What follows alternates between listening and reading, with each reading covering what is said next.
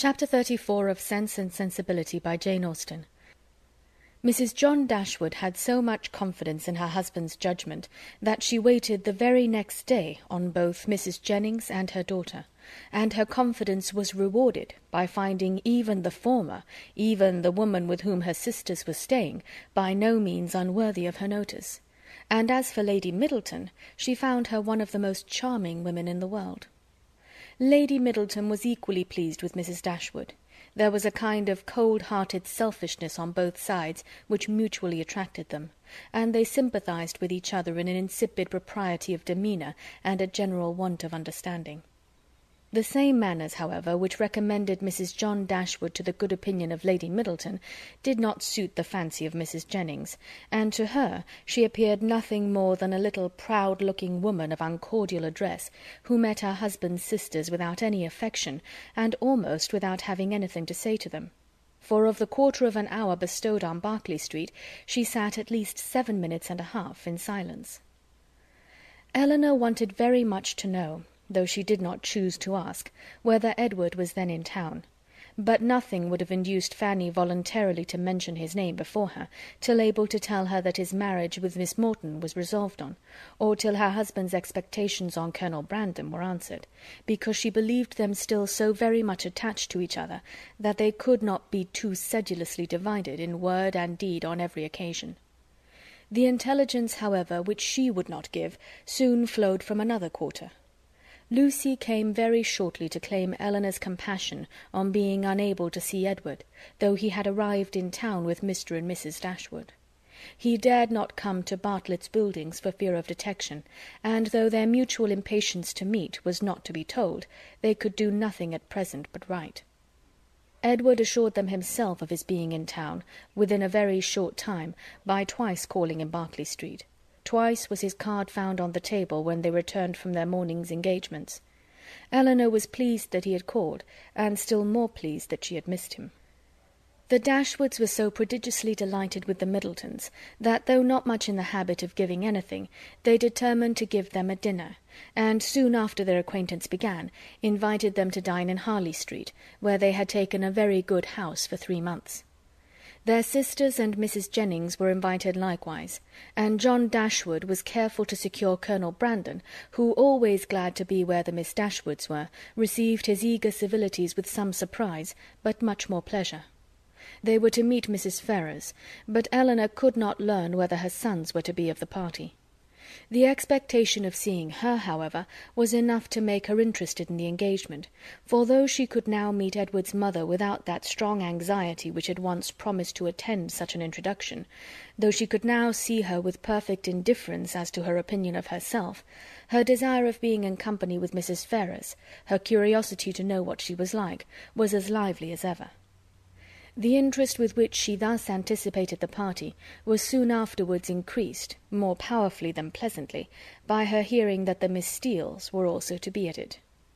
So well had they recommended themselves to Lady Middleton, so agreeable had their assiduities made them to her, that though Lucy was certainly not so elegant, and her sister not even genteel, she was as ready as Sir John to ask them to spend a week or two in Conduit Street, and it happened to be particularly convenient to the Miss Steeles, as soon as the Dashwoods' invitation was known, that their visit should begin a few days before the party took place.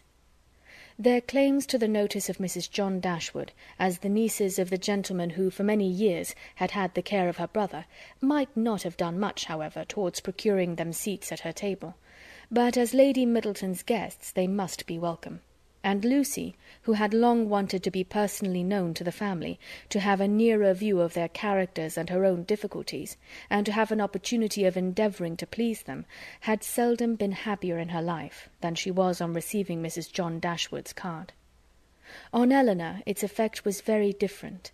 She began immediately to determine that Edward, who lived with his mother, must be asked, as his mother was, to a party given by his sister, and to see him for the first time, after all that passed, in the company of Lucy, she hardly knew how she could bear it. These apprehensions, perhaps, were not founded entirely on reason, and certainly not at all on truth. They were relieved, however, not by her own recollection, but by the good will of Lucy, who believed herself to be inflicting a severe disappointment when she told her that Edward certainly would not be in Harley Street on Tuesday, and even hoped to be carrying the pain still farther by persuading her that he was kept away by the extreme affection for herself which he could not conceal when they were together. The important Tuesday came that was to introduce the two young ladies to this formidable mother-in-law. "Pity me, dear Miss Dashwood," said Lucy, as they walked up the stairs together, for the Middletons arrived so directly after Mrs. Jennings that they all followed the servant at the same time. "There is nobody here but you that can feel for me. I declare I can hardly stand. Good gracious! In a moment I shall see the person that all my happiness depends on, that is to be my mother." Elinor could have given her immediate relief by suggesting the possibility of its being Miss Morton's mother, rather than her own, whom they were about to behold; but instead of doing that, she assured her, and with great sincerity, that she did pity her, to the utter amazement of Lucy, who, though really uncomfortable herself, hoped at least to be an object of irrepressible envy to Elinor. Mrs. Ferrars was a little thin woman, upright even to formality in her figure, and serious even to sourness in her aspect. Her complexion was sallow, and her features small, without beauty, and naturally without expression; but a lucky contraction of the brow had rescued her countenance from the disgrace of insipidity, by giving it the strong characters of pride and ill nature. She was not a woman of many words, for unlike people in general, she proportioned them to the number of her ideas, and of the few syllables that did escape her, not one fell to the share of Miss Dashwood, whom she eyed with the spirited determination of disliking her at all events. Elinor could not now be made unhappy by this behaviour. A few months ago it would have hurt her exceedingly, but it was not in Mrs. Ferrars's power to distress her by it now; and the difference of her manners to the Miss Steeles, a difference which seemed purposely made to humble her more, only amused her. She could not but smile to see the graciousness of both mother and daughter towards the very person, for Lucy was particularly distinguished, whom of all others, had they known as much as she did, they would have been most anxious to mortify; while she herself, who had comparatively no power to wound them, sat pointedly slighted by both. But while she smiled at a graciousness so misapplied, she could not reflect on the mean-spirited folly from which it sprung, nor observe the studied attentions with which the Miss Steeles courted its continuance, without thoroughly despising them all four. Lucy was all exultation on being so honourably distinguished, and Miss Steele wanted only to be teased about Dr. Davies to be perfectly happy. The dinner was a grand one. The servants were numerous, and everything bespoke the mistress's inclination for show and the master's ability to support it.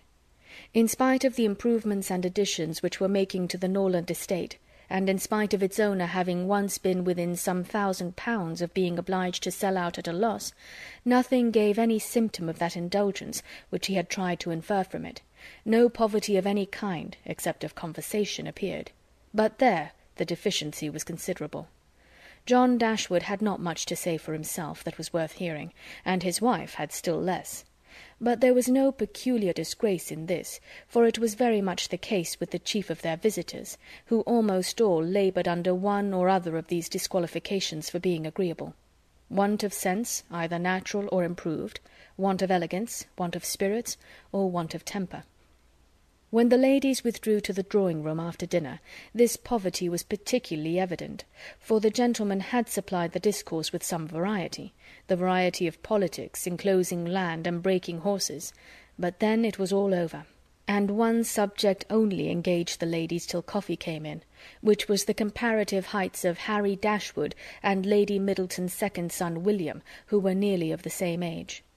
Had both the children been there, the affair might have been determined too easily, by measuring them at once; but as Harry only was present, it was all conjectural assertion on both sides, and everybody had a right to be equally positive in their opinion, and to repeat it over and over again as often as they liked.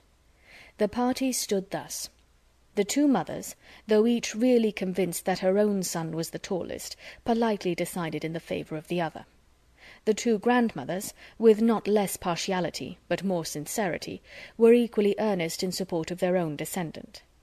Lucy, who was hardly less anxious to please one parent than the other, thought the boys were both remarkably tall for their age, and could not conceive that there could be the smallest difference in the world between them, and Miss Steele, with yet greater address, gave it as fast as she could in favour of each.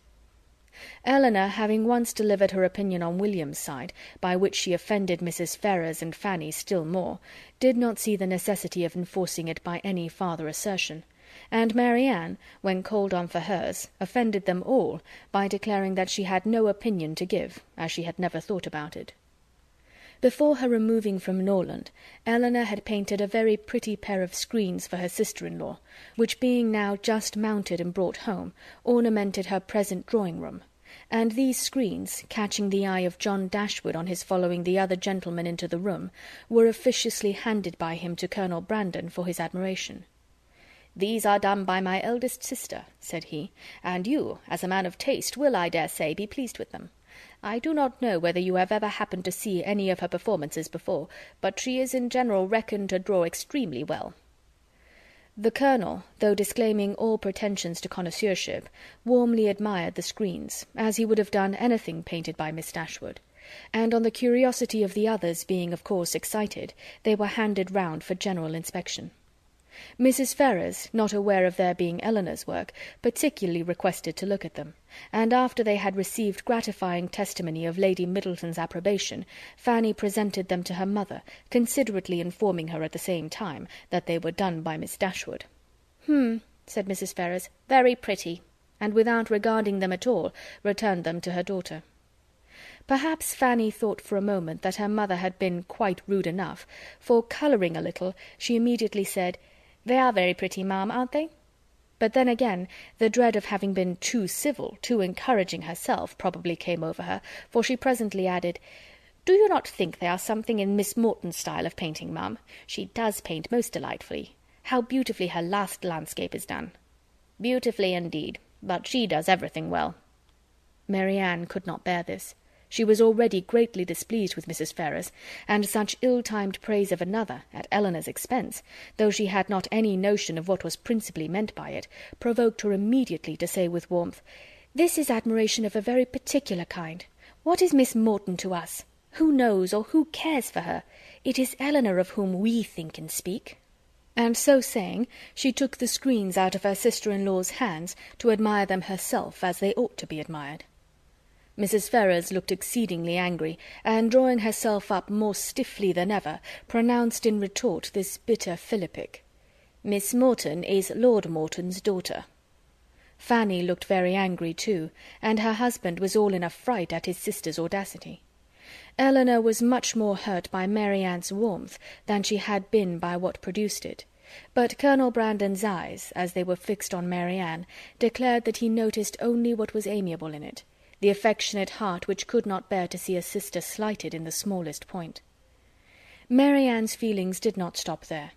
The cold insolence of Mrs. Ferrars's general behaviour to her sister seemed to her to foretell such difficulties and distresses to Elinor as her own wounded heart taught her to think of with horror, and urged by a strong impulse of affectionate sensibility, she moved, after a moment, to her sister's chair, and putting one arm round her neck, and one cheek close to hers, said in a low but eager voice, "Dear, dear Elinor, don't mind them. Don't let them make you unhappy." She could say no more.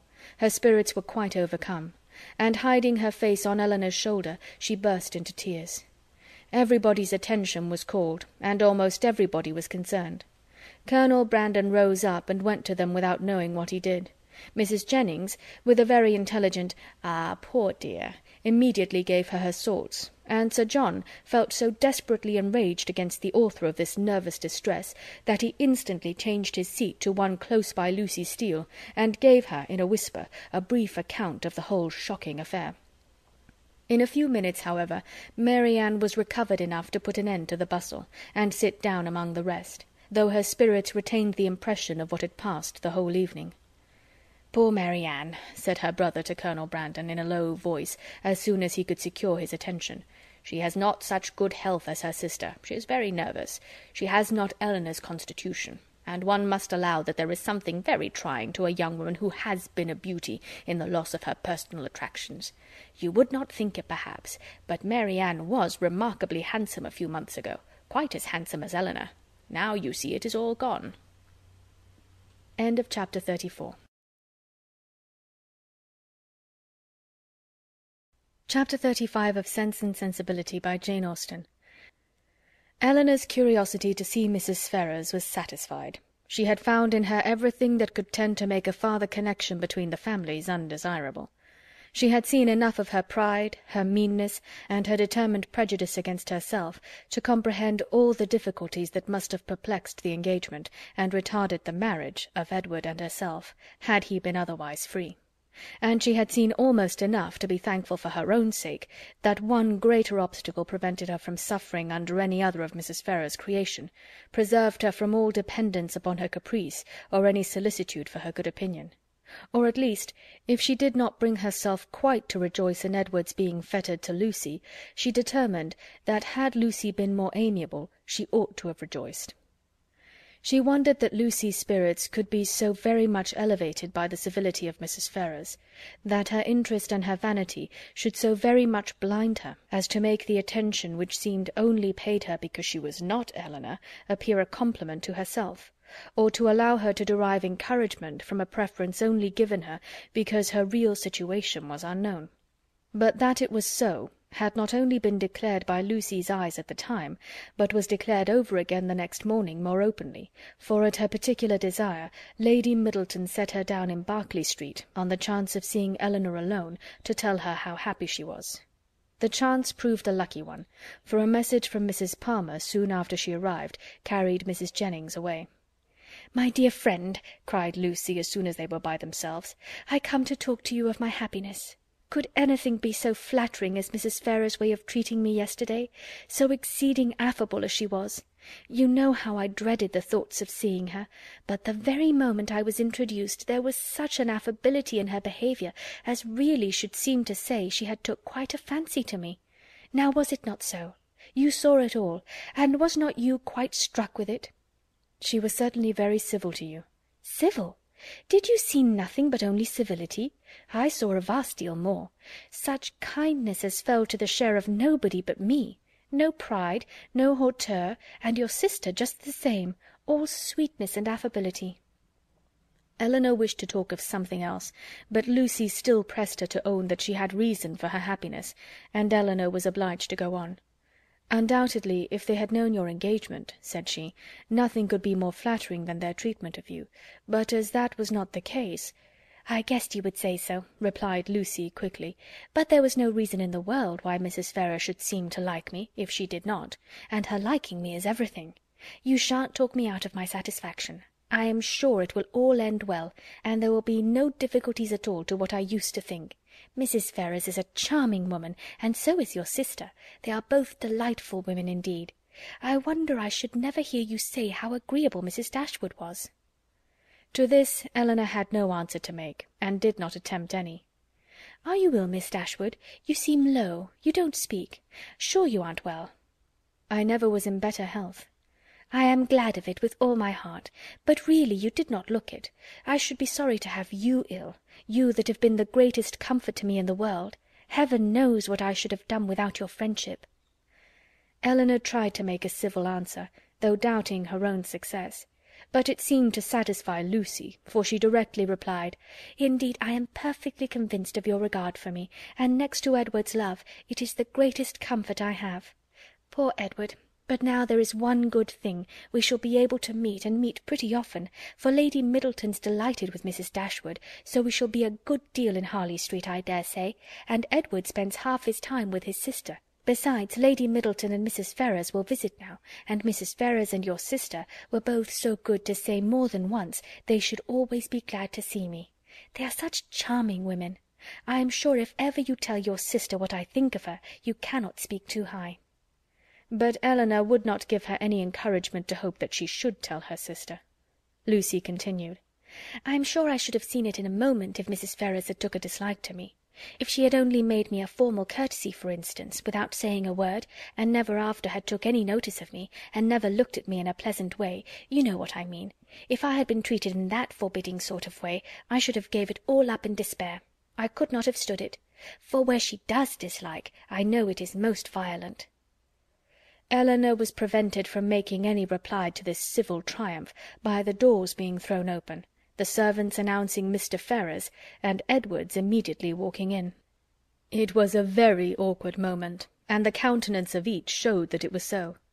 They all looked exceedingly foolish, and Edward seemed to have as great an inclination to walk out of the room again as to advance farther into it. The very circumstance, in its unpleasantest form, which they would each have been most anxious to avoid, had fallen on them.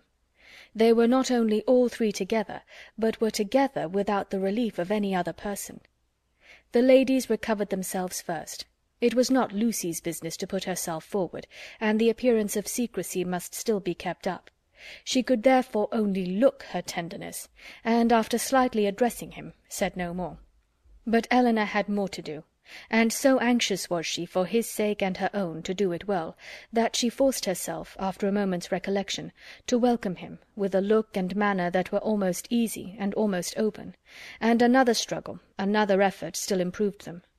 She would not allow the presence of Lucy, nor the consciousness of some injustice towards herself, deter her from saying that she was happy to see him, and that she had very much regretted being from home when he called before in Berkeley Street. She would not be frightened from paying him those attentions which, as a friend and almost a relation, were his due, by the observant eyes of Lucy, though she soon perceived them to be narrowly watching her. Her manners gave some reassurance to Edward, and he had courage enough to sit down, but his embarrassment still exceeded that of the ladies in a proportion which the case rendered reasonable, though his sex might make it rare, for his heart had not the indifference of Lucy's, nor could his conscience have quite the ease of Elinor's. Lucy, with a demure and settled air, seemed determined to make no contribution to the comfort of the others, and would not say a word, and almost everything that was said proceeded from Elinor, who was obliged to volunteer all the information about her mother's health, their coming to town, etc., which Edward ought to have inquired about, but never did. Her exertions did not stop there, for she soon afterwards felt herself so heroically disposed as to determine, under pretence of fetching Mary Ann, to leave the others by themselves; and she really did it, and that in the handsomest manner, for she loitered away several minutes on the landing-place with the most high-minded fortitude before she went to her sister. When that was once done, however, it was time for the raptures of Edward to cease, for Mary Ann's joy hurried her into the drawing-room immediately. Her pleasure in seeing him was like every other of her feelings, strong in itself and strongly spoken. She met him with a hand that would be taken, and a voice that expressed the affection of a sister. "Dear Edward," she cried, "this is a moment of great happiness. This would almost make amends for everything." Edward tried to return her kindness as it deserved, but before such witnesses he dared not say half what he really felt. Again they all sat down, and for a moment or two all were silent, while Mary Ann was looking with the most speaking tenderness, sometimes at Edward and sometimes at Elinor, regretting only that their delight in each other should be checked by Lucy's unwelcome presence.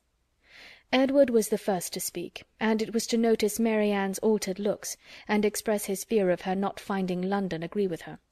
"Oh, don't think of me," she replied with spirited earnestness, though her eyes were filled with tears as she spoke. "Don't think of my health. Elinor is well, you see. That must be enough for us both." This remark was not calculated to make Edward or Elinor more easy, nor to conciliate the good will of Lucy, who looked up at Mary Ann with no very benignant expression. "Do you like London?" said Edward, willing to say anything that might introduce another subject. "Not at all. I expected much pleasure in it, but I have found none. The sight of you, Edward, is the only comfort it has afforded, and, thank heaven, you are what you always were." She paused. No one spoke. "I think, Elinor," she presently added, "we must employ Edward to take care of us in our return to Barton.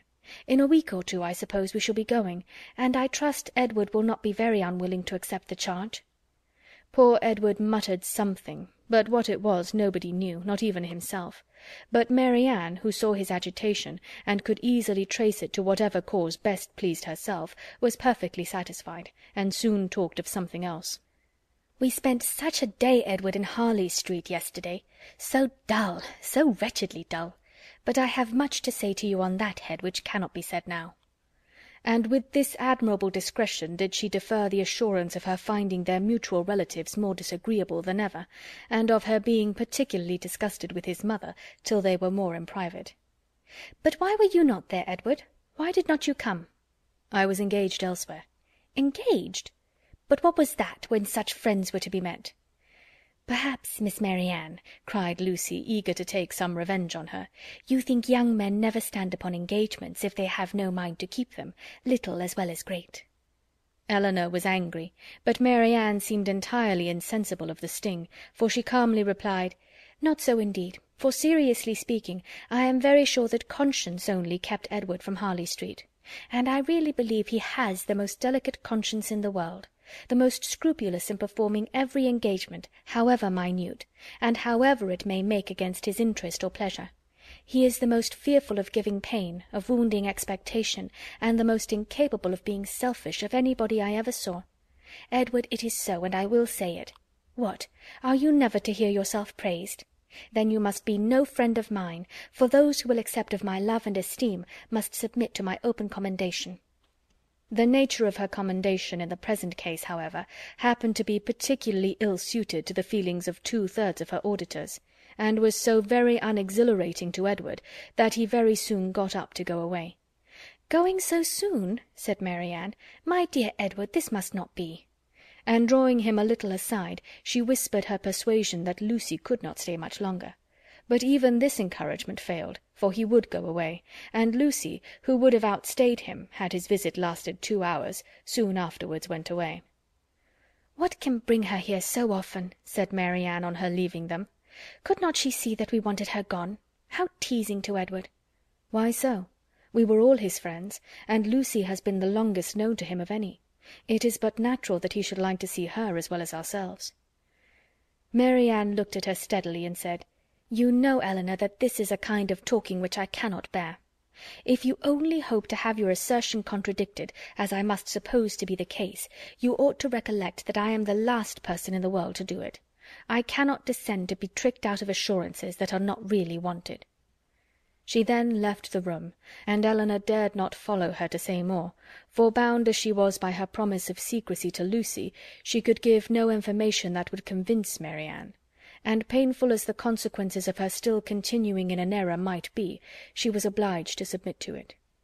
All that she could hope was that Edward would not often expose her or himself to the distress of hearing Mary Ann's mistaken warmth, nor to the repetition of any other part of the pain that had attended their recent meeting, and this she had every reason to expect. Chapter 35.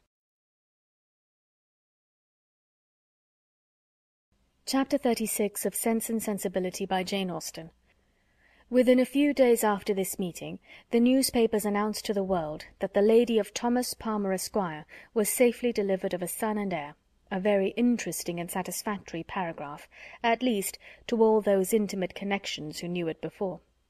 This event, highly important to Mrs. Jennings's happiness, produced a temporary alteration in the disposal of her time, and influenced in a like degree the engagements of her young friends; for as she wished to be as much as possible with Charlotte, she went thither every morning as soon as she was dressed, and did not return till late in the evening, and the Miss Dashwoods, at the particular request of the Middletons, spent the whole of every day in Conduit Street. For their own comfort, they would much rather have remained, at least all the morning, in Mrs. Jennings's house, but it was not a thing to be urged against the wishes of everybody. Their hours were therefore made over to Lady Middleton and the 2 Miss Steeles, by whom their company in fact was as little valued as it was professedly sought. They had too much sense to be desirable companions to the former, and by the latter they were considered with a jealous eye as intruding on their ground, and sharing the kindness which they wanted to monopolize. Though nothing could be more polite than Lady Middleton's behaviour to Elinor and Mary Ann, she did not really like them at all. Because they neither flattered herself nor her children, she could not believe them good-natured, and because they were fond of reading, she fancied them satirical, perhaps without exactly knowing what it was to be satirical, but that did not signify. It was censure in common use, and easily given. Their presence was a restraint both on her and on Lucy. It checked the idleness of one and the busyness of the other. Lady Middleton was ashamed of doing nothing before them, and the flattery which Lucy was proud to think of and administer at other times, she feared they would despise her for offering. Miss Steele was the least discomposed of the three by their presence, and it was in their power to reconcile her to it entirely. Would either of them only have given her a full and minute account of the whole affair between Mary Ann and Mr. Willoughby, she would have thought herself amply rewarded for the sacrifice of the best place by the fire after dinner, which their arrival occasioned. But this conciliation was not granted, for though she often threw out expressions of pity for her sister to Elinor, and more than once dropped a reflection on the inconstancy of beaux before Mary Ann, no effect was produced but a look of indifference from the former, or of disgust in the latter. An effort even yet lighter might have made her their friend. Would they only have laughed at her about the doctor? But so little were they, any more than the others, inclined to oblige her, that if Sir John dined from home, she might spend a whole day without hearing any other raillery on the subject than what she was kind enough to bestow on herself. All these jealousies and discontents, however, were so totally unsuspected by Mrs. Jennings, that she thought it a delightful thing for the girls to be together, and generally congratulated her young friends every night on having escaped the company of a stupid old woman so long. She joined them sometimes at Sir John's, sometimes at her own house, but whenever it was, she always came in excellent spirits, full of delight and importance, attributing Charlotte's well-doing to her own care, and ready to give so exact, so minute a detail of her situation as only Miss Steele had curiosity enough to desire. One thing did disturb her, and of that she made her daily complaint. Mr. Palmer maintained the common but unfatherly opinion among his sex of all infants being alike, and though she could plainly perceive at different times the most striking resemblance between this baby and every one of his relations on both sides, there was no convincing his father of it, no persuading him to believe that it was not exactly like every other baby of the same age, nor could he even be brought to acknowledge the simple proposition of its being the finest child in the world. I come now to the relation of a misfortune which about this time befell Mrs. John Dashwood. It so happened that while her two sisters with Mrs. Jennings were first calling on her in Harley Street, another of her acquaintance had dropped in, a circumstance in itself not apparently likely to produce evil to her. But while the imaginations of other people will carry them away to form wrong judgments of our conduct, and to decide on it by slight appearances, one's happiness must in some measure be always at the mercy of chance. In the present instance, this last arrived lady allowed her fancy to so far outrun truth and probability, that on merely hearing the name of the Miss Dashwoods, and understanding them to be Mr. Dashwood's sisters, she immediately concluded them to be staying in Harley Street, and this misconstruction produced within a day or two afterwards cards of invitation for them as well as for their brother and sister to a small musical party at her house. The consequence of which was, that Mrs. John Dashwood was obliged to submit not only to the exceedingly great inconvenience of sending her carriage for the Miss Dashwoods, but, what was still worse, must be subject to all the unpleasantness of appearing to treat them with attention. And who could tell that they might not expect to go with her a second time? The power of disappointing them, it was true, must always be hers, but that was not enough. For when people are determined on a mode of conduct which they know to be wrong, they feel injured by the expectation of anything better from them. Mary Ann had now been brought by degrees so much into the habit of going out every day, that it was become a matter of indifference to her whether she went or not, and she prepared quietly and mechanically for every evening's engagement, though without expecting the smallest amusement from any, and very often without knowing, till the last moment, where it was to take her. To her dress and appearance she was grown so perfectly indifferent as not to bestow half the consideration on it during the whole of her toilet which it received from Miss Steele in the first 5 minutes of their being together, when it was finished. Nothing escaped her minute observation and general curiosity. She saw everything and asked everything. was never easy till she knew the price of every part of Mary Ann's dress, could have guessed the number of her gowns altogether with better judgment than Mary Ann herself, and was not without hopes of finding out before they parted how much her washing cost per week, and how much she had every year to spend upon herself. The impertinence of these kind of scrutinies, moreover, was generally concluded with a compliment, which, though meant as a douceur, was considered by Mary Ann as the greatest impertinence of all. For after undergoing an examination into the value and make of her gown, the colour of her shoes, and the arrangements of her hair, she was almost sure of being told that, upon her word, she looked vastly smart, and she dared to say she would make a great many conquests. With such encouragement as this was she dismissed on the present occasion to her brother's carriage, which they were ready to enter 5 minutes after it stopped at the door, a punctuality not very agreeable to their sister-in-law, who had preceded them to the house of her acquaintance, and was there hoping for some delay on their part that might inconvenience either herself or her coachman. The events of this evening were not very remarkable. The party, like other musical parties, comprehended a great many people who had real taste for the performance, and a great many more who had none at all; and the performers themselves were, as usual, in their own estimation and that of their immediate friends, the first private performers in England. As Elinor was neither musical nor affecting to be so, she made no scruple of turning her eyes from the grand pianoforte whenever it suited her, and, unrestrained even by the presence of a harp and violoncello, would fix them at pleasure on any other object in the room. In one of these excursive glances she perceived among a group of young men the very he who had given them a lecture on toothpick cases at Gray's. She perceived him soon afterwards looking at herself, and speaking familiarly to her brother, and had just determined to find out his name from the latter, when they both came towards her, and Mr. Dashwood introduced him to her as Mr. Robert Ferrars. He addressed her with easy civility, and twisted his head into a bow, which assured her as plainly as words could have done that he was exactly the coxcomb she had heard him described to be by Lucy. Happy had it been for her if her regard for Edward had depended less on his own merit than on the merit of his nearest relations, for then his brother's bow must have given the finishing stroke to what the ill humour of his mother and sister would have begun. But while she wondered at the difference of the two young men, she did not find that the emptiness of conceit of the one put her out of all charity with the modesty and worth of the other. Why, they were different, Robert exclaimed to her himself in the course of a quarter of an hour's conversation, for on talking of his brother and lamenting the extreme gaucherie which he really believed kept him from mixing in proper society, he candidly and generously attributed it much less to any natural deficiency than to the misfortune of a private education, while he himself, though probably without any material superiority by nature, merely from the advantage of a public school, was as well fitted to mix in the world as any other man. "'Pon my soul," he added, "I believe it is nothing more, and so I often tell my mother, when she is grieving about it. My dear madam, I always say to her, you must make yourself easy. The evil is now irremediable, and it has been entirely your own doing.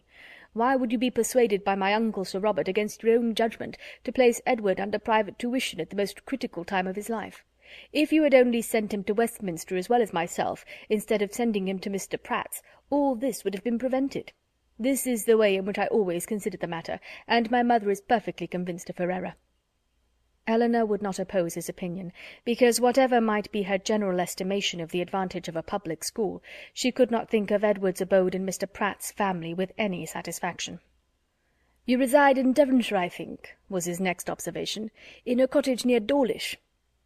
Elinor set him right as to its situation, and it seemed rather surprising to him that anybody could live in Devonshire without living near Dawlish. He bestowed his hearty approbation, however, on their species of house. "For my own part," said he, "I am excessively fond of a cottage. There is always so much comfort, so much elegance about them, and I protest, if I had any money to spare, I should buy a little land and build one myself within a short distance of London, where I might drive myself down at any time, and collect a few friends about me, and be happy. I advise everybody who is going to build a cottage. My friend Lord Courtland came to me the other day on purpose to ask my advice, and laid before me 3 different plans of bonhomie's. I was to decide on the best of them. 'My dear Courtland,' said I, immediately throwing them all into the fire, 'do not adopt either of them, but by all means build a cottage, and that, I fancy, will be the end of it. Some people imagine that there can be no accommodations, no space in a cottage, but that is all a mistake. "I was last month at my friend Elliot's, near Dartford. Lady Elliot wished to give a dance. 'But how can it be done?' said she. 'My dear Ferrars, do tell me how it is to be managed. There is not a room in this cottage that will hold 10 people, and where can the supper be?' I immediately saw that there could be no difficulty in it, so I said, 'My dear Lady Elliot, do not be uneasy. The dining parlour will admit 18 people with ease. Card tables may be placed in the drawing-room, the library may be open for tea and other refreshments, and let the supper be set out in the saloon.' Lady Elliot was delighted with the thought. We measured the dining-room, and found it would hold exactly 18 people, and the affair was arranged precisely after my plan, so that, in fact, you see, if people do but know how to set about it, every comfort may be as well enjoyed in a cottage as in the most spacious dwelling." Elinor agreed to it all, for she did not think he deserved the compliment of rational opposition. As John Dashwood had no more pleasure in music than his eldest sister, his mind was equally at liberty to fix on anything else, and a thought struck him during the evening, which he communicated to his wife for her approbation when they got home. The consideration of Mrs. Dennison's mistake, in supposing his sisters their guests, had suggested the propriety of their being really invited to become such, while Mrs. Jennings's engagements kept her from home. The expense would be nothing, the inconvenience not more, and it was altogether an attention which the delicacy of his conscience pointed out to be requisite to its complete enfranchisement from his promise to his father. Fanny was startled at the proposal. "I do not see how it can be done," said she, "without affronting Lady Middleton, for they spend every day with her. Otherwise I should be exceedingly glad to do it. You know I am always ready to pay them any attention in my power, as my taking them out this evening shows. But they are Lady Middleton's visitors. How can I ask them away from her?" Her husband, but with great humility, did not see the force of her objection. They had already spent a week in this manner in Conduit Street, and Lady Middleton could not be displeased at their giving the same number of days to such near relations. Fanny paused a moment, and then with fresh vigour said, "My love, I would ask them with all my heart, if it was in my power. But I had just settled with it myself to ask the Miss Steeles to spend a few days with us. They are very well-behaved, good kind of girls, and I think the attention is due to them, as their uncle did so very well by Edward. We can ask your sister some other year, you know, but the Miss Steeles may not be in town any more. I am sure you will like them. Indeed, you do like them, you know, very much already, and so does my mother, and they are such favourites with Harry." Mr. Dashwood was convinced. He saw the necessity of inviting the Miss Steeles immediately, and his conscience was pacified by the resolution of inviting his sisters another year. At the same time, however, slyly suspecting that another year would make the invitation needless, by bringing Elinor to town as Colonel Brandon's wife, and Mary Ann as their visitor. Fanny rejoiced in her escape, and, proud of the ready wit that had procured it, wrote the next morning to Lucy to request her company and her sister's for some days in Harley Street, as soon as Lady Middleton could spare them. This was enough to make Lucy really and reasonably happy. Mrs. Dashwood seemed actually working for her herself, cherishing all her hopes and promoting all her views. Such an opportunity of being with Edward and his family was, above all things, the most material to her interest, and such an invitation the most gratifying to her feelings. It was an advantage that could not be too gratefully acknowledged, nor too speedily made use of, and the visit to Lady Middleton, which had not before had any precise limits, was immediately discovered to have been always meant to end in 2 days' time. When the note was shown to Elinor, as it was within 10 minutes after its arrival, it gave her, for the first time, some share in the expectations of Lucy, for such a mark of uncommon kindness, vouchsafed on so short an acquaintance, seemed to declare that the good-will towards her arose from something more than merely malice against herself, and might be brought, by time and address, to do everything that Lucy wished. Her flattery had already subdued the pride of Lady Middleton, and made an entry into the close heart of Mrs. John Dashwood, and these were effects that laid open the probability of greater. The Miss Steeles removed to Harley Street, and all that reached Elinor of their influence there strengthened her expectation of the event. Sir John, who called on them more than once, brought home such accounts of the favour they were in as must be universally striking. Mrs. John Dashwood had never been so much pleased with any young women in her life as she was with them, had given each of them a needle-book made by some emigrant, called Lucy by her Christian name, and did not know whether she should ever be able to part with them. End of chapter 36.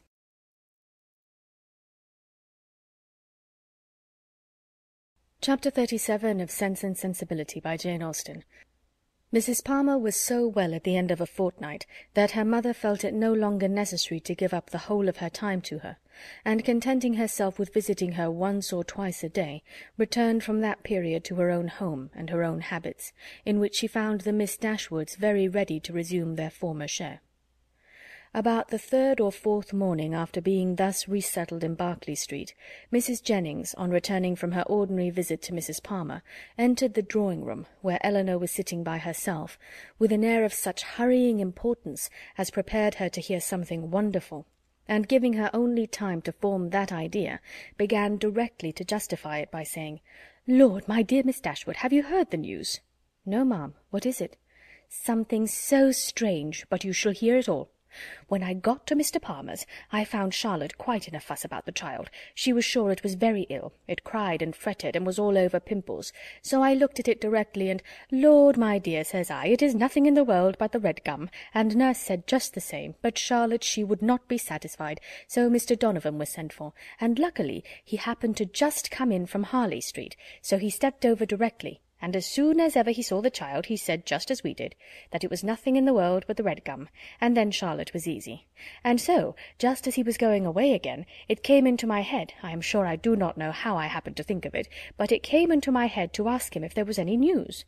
So upon that he smirked and simpered and looked grave, and seemed to know something or other, and at last he said in a whisper, 'For fear any unpleasant report should reach the young ladies under your care as to their sister's indisposition, I think it advisable to say that I believe there is no great reason for alarm.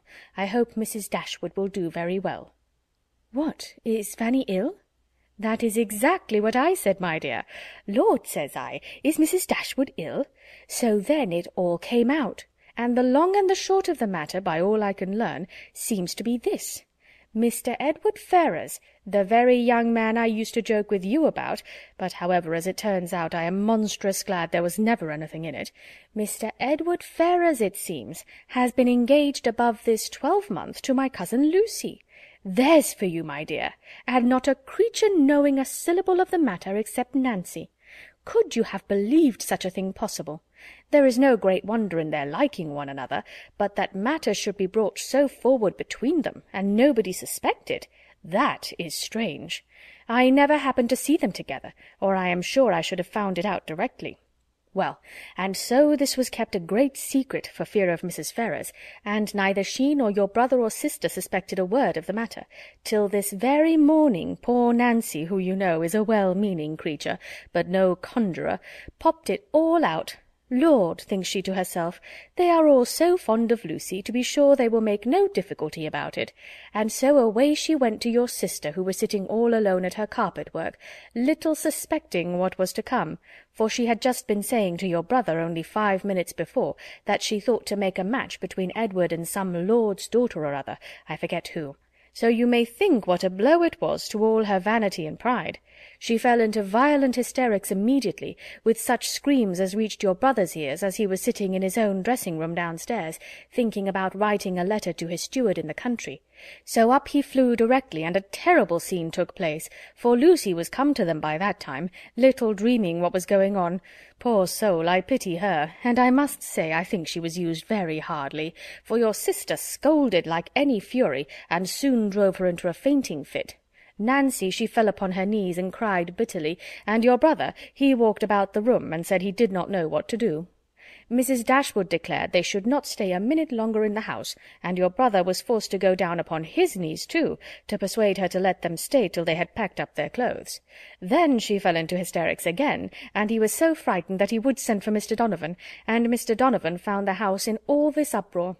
The carriage was at the door ready to take my poor cousins away, and they were just stepping in as he came off. Poor Lucy in such a condition, he says, she could hardly walk, and Nancy, she was almost as bad.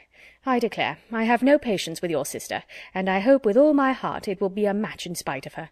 Lord, what a taking poor Mr. Edward will be in when he hears of it, to have his love used so scornfully, for they say he is monstrous fond of her, as well he may. I should not wonder if he was to be in the greatest passion, and Mr. Donovan thinks just the same. He and I had a great deal of talk about it, and the best of all is, that he is gone back again to Harley Street, that he may be within call when Mrs. Ferrars is told of it, for she was sent for as soon as ever my cousins left the house, for your sister was sure she would be in hysterics too. And so she may, for what I care. I have no pity for either of them. I have no notion of people's making such a to-do about money and greatness. There is no reason on earth why Mr. Edward and Lucy should not marry, for I am sure Mrs. Ferrars may afford to do very well by her son, and though Lucy has next to nothing herself, she knows better than anybody how to make the most of everything. I dare say if Mrs. Ferrars would only allow him 500 a year, she would make as good an appearance with it as anybody else would with 8. Lord, how snug they might live in such another cottage as yours, or a little bigger, with 2 maids and 2 men, and I believe I could help them to a housemaid, for my Betty has a sister out of place that would fit them exactly." Here Mrs. Jennings ceased, and as Elinor had had time enough to collect her thoughts, she was able to give such an answer and make such observations as the subject might naturally be supposed to produce.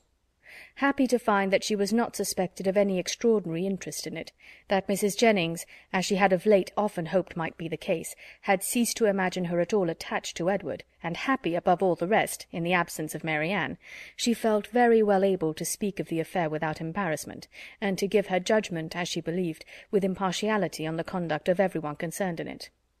She could hardly determine what her own explanation of its event really was, though she earnestly tried to drive away the notion of its being possible to end otherwise, at least, than in the marriage of Edward and Lucy.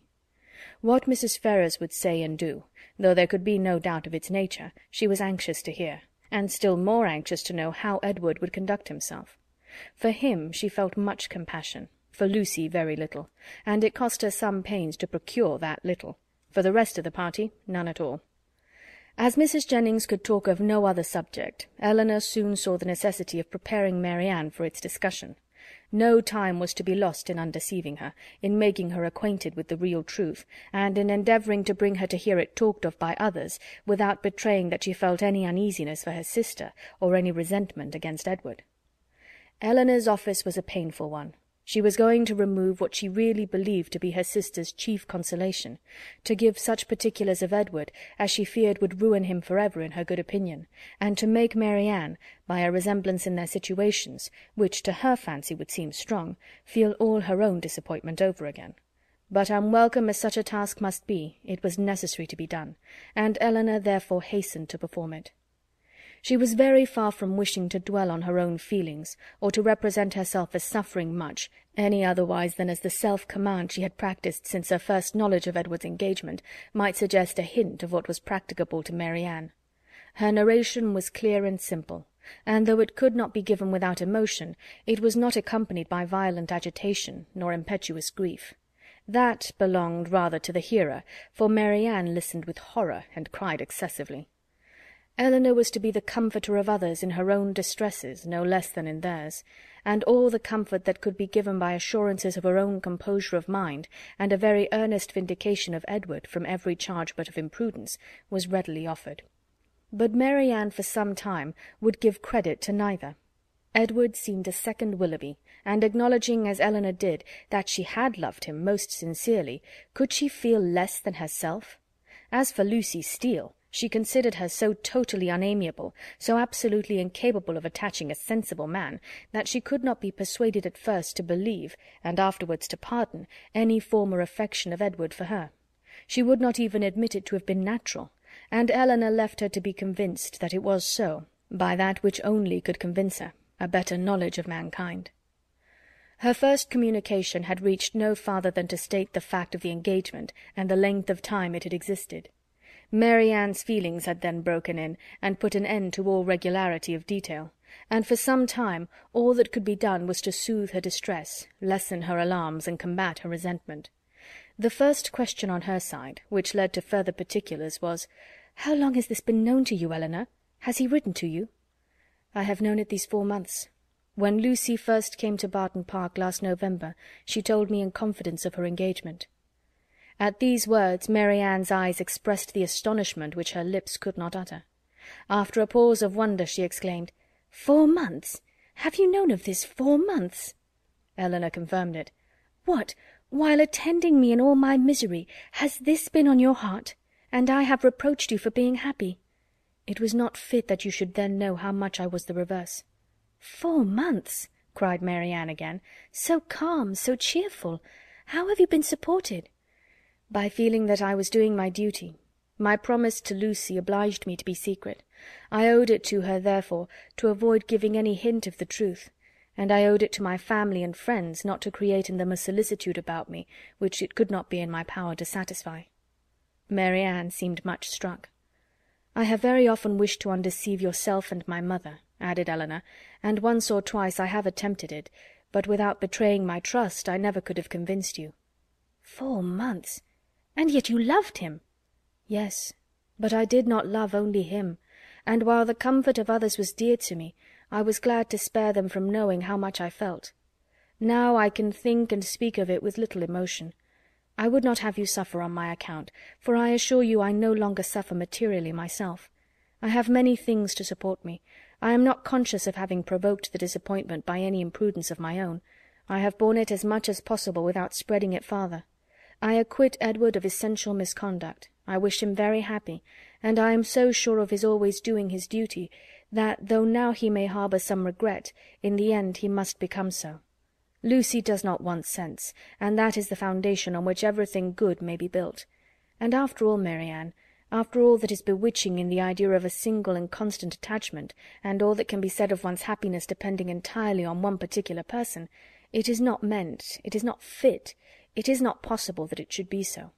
Edward will marry Lucy. He will marry a woman superior in person and understanding to half her sex, and time and habit will teach him to forget that he ever thought another superior to her." "If such is your way of thinking," said Mary Ann, "if the loss of what is most valued is so easily to be made up by something else, your resolution, your self-command, are perhaps a little less to be wondered at. They are brought more within my comprehension." "I understand you. You do not suppose that I have ever felt much.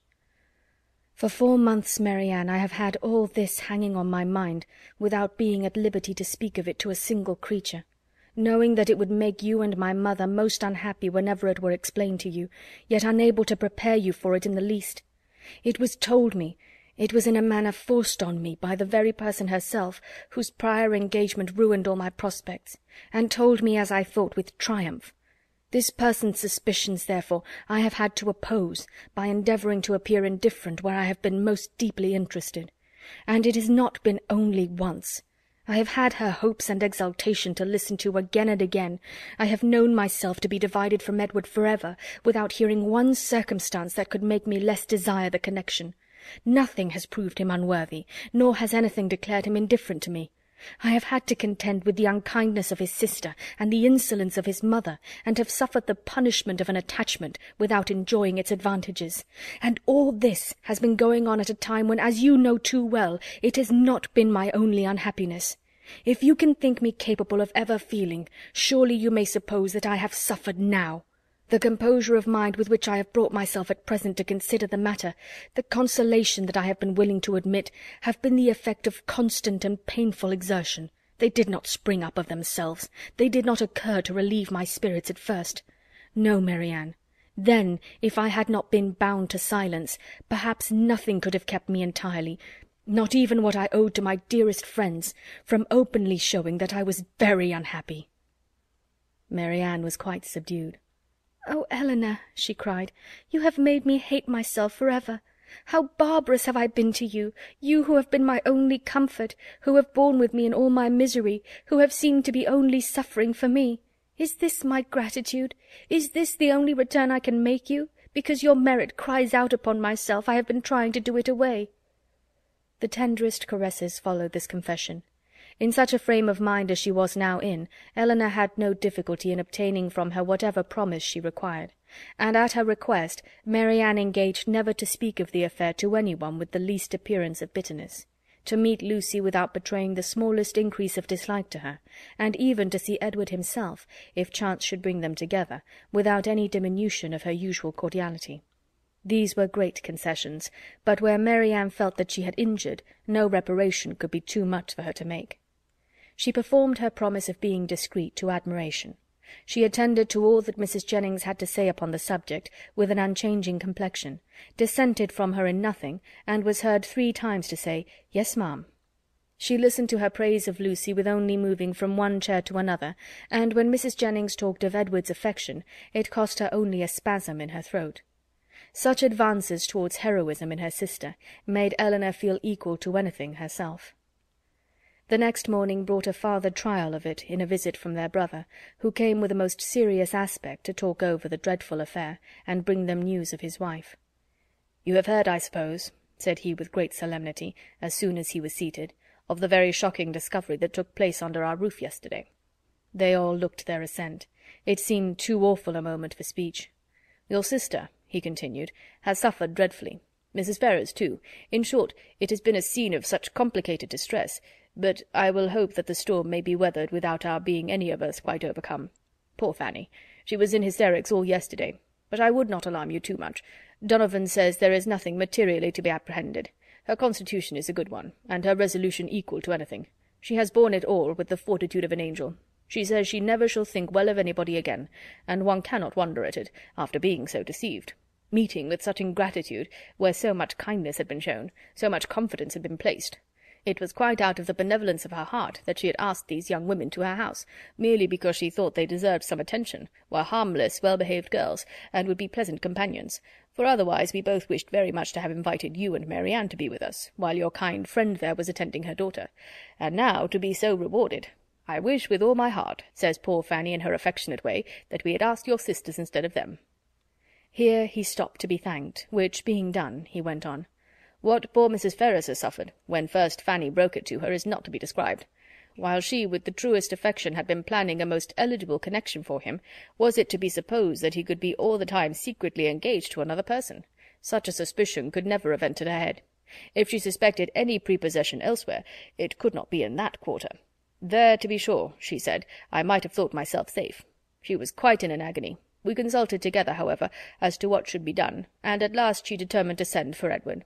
He came, but I am sorry to relate what ensued.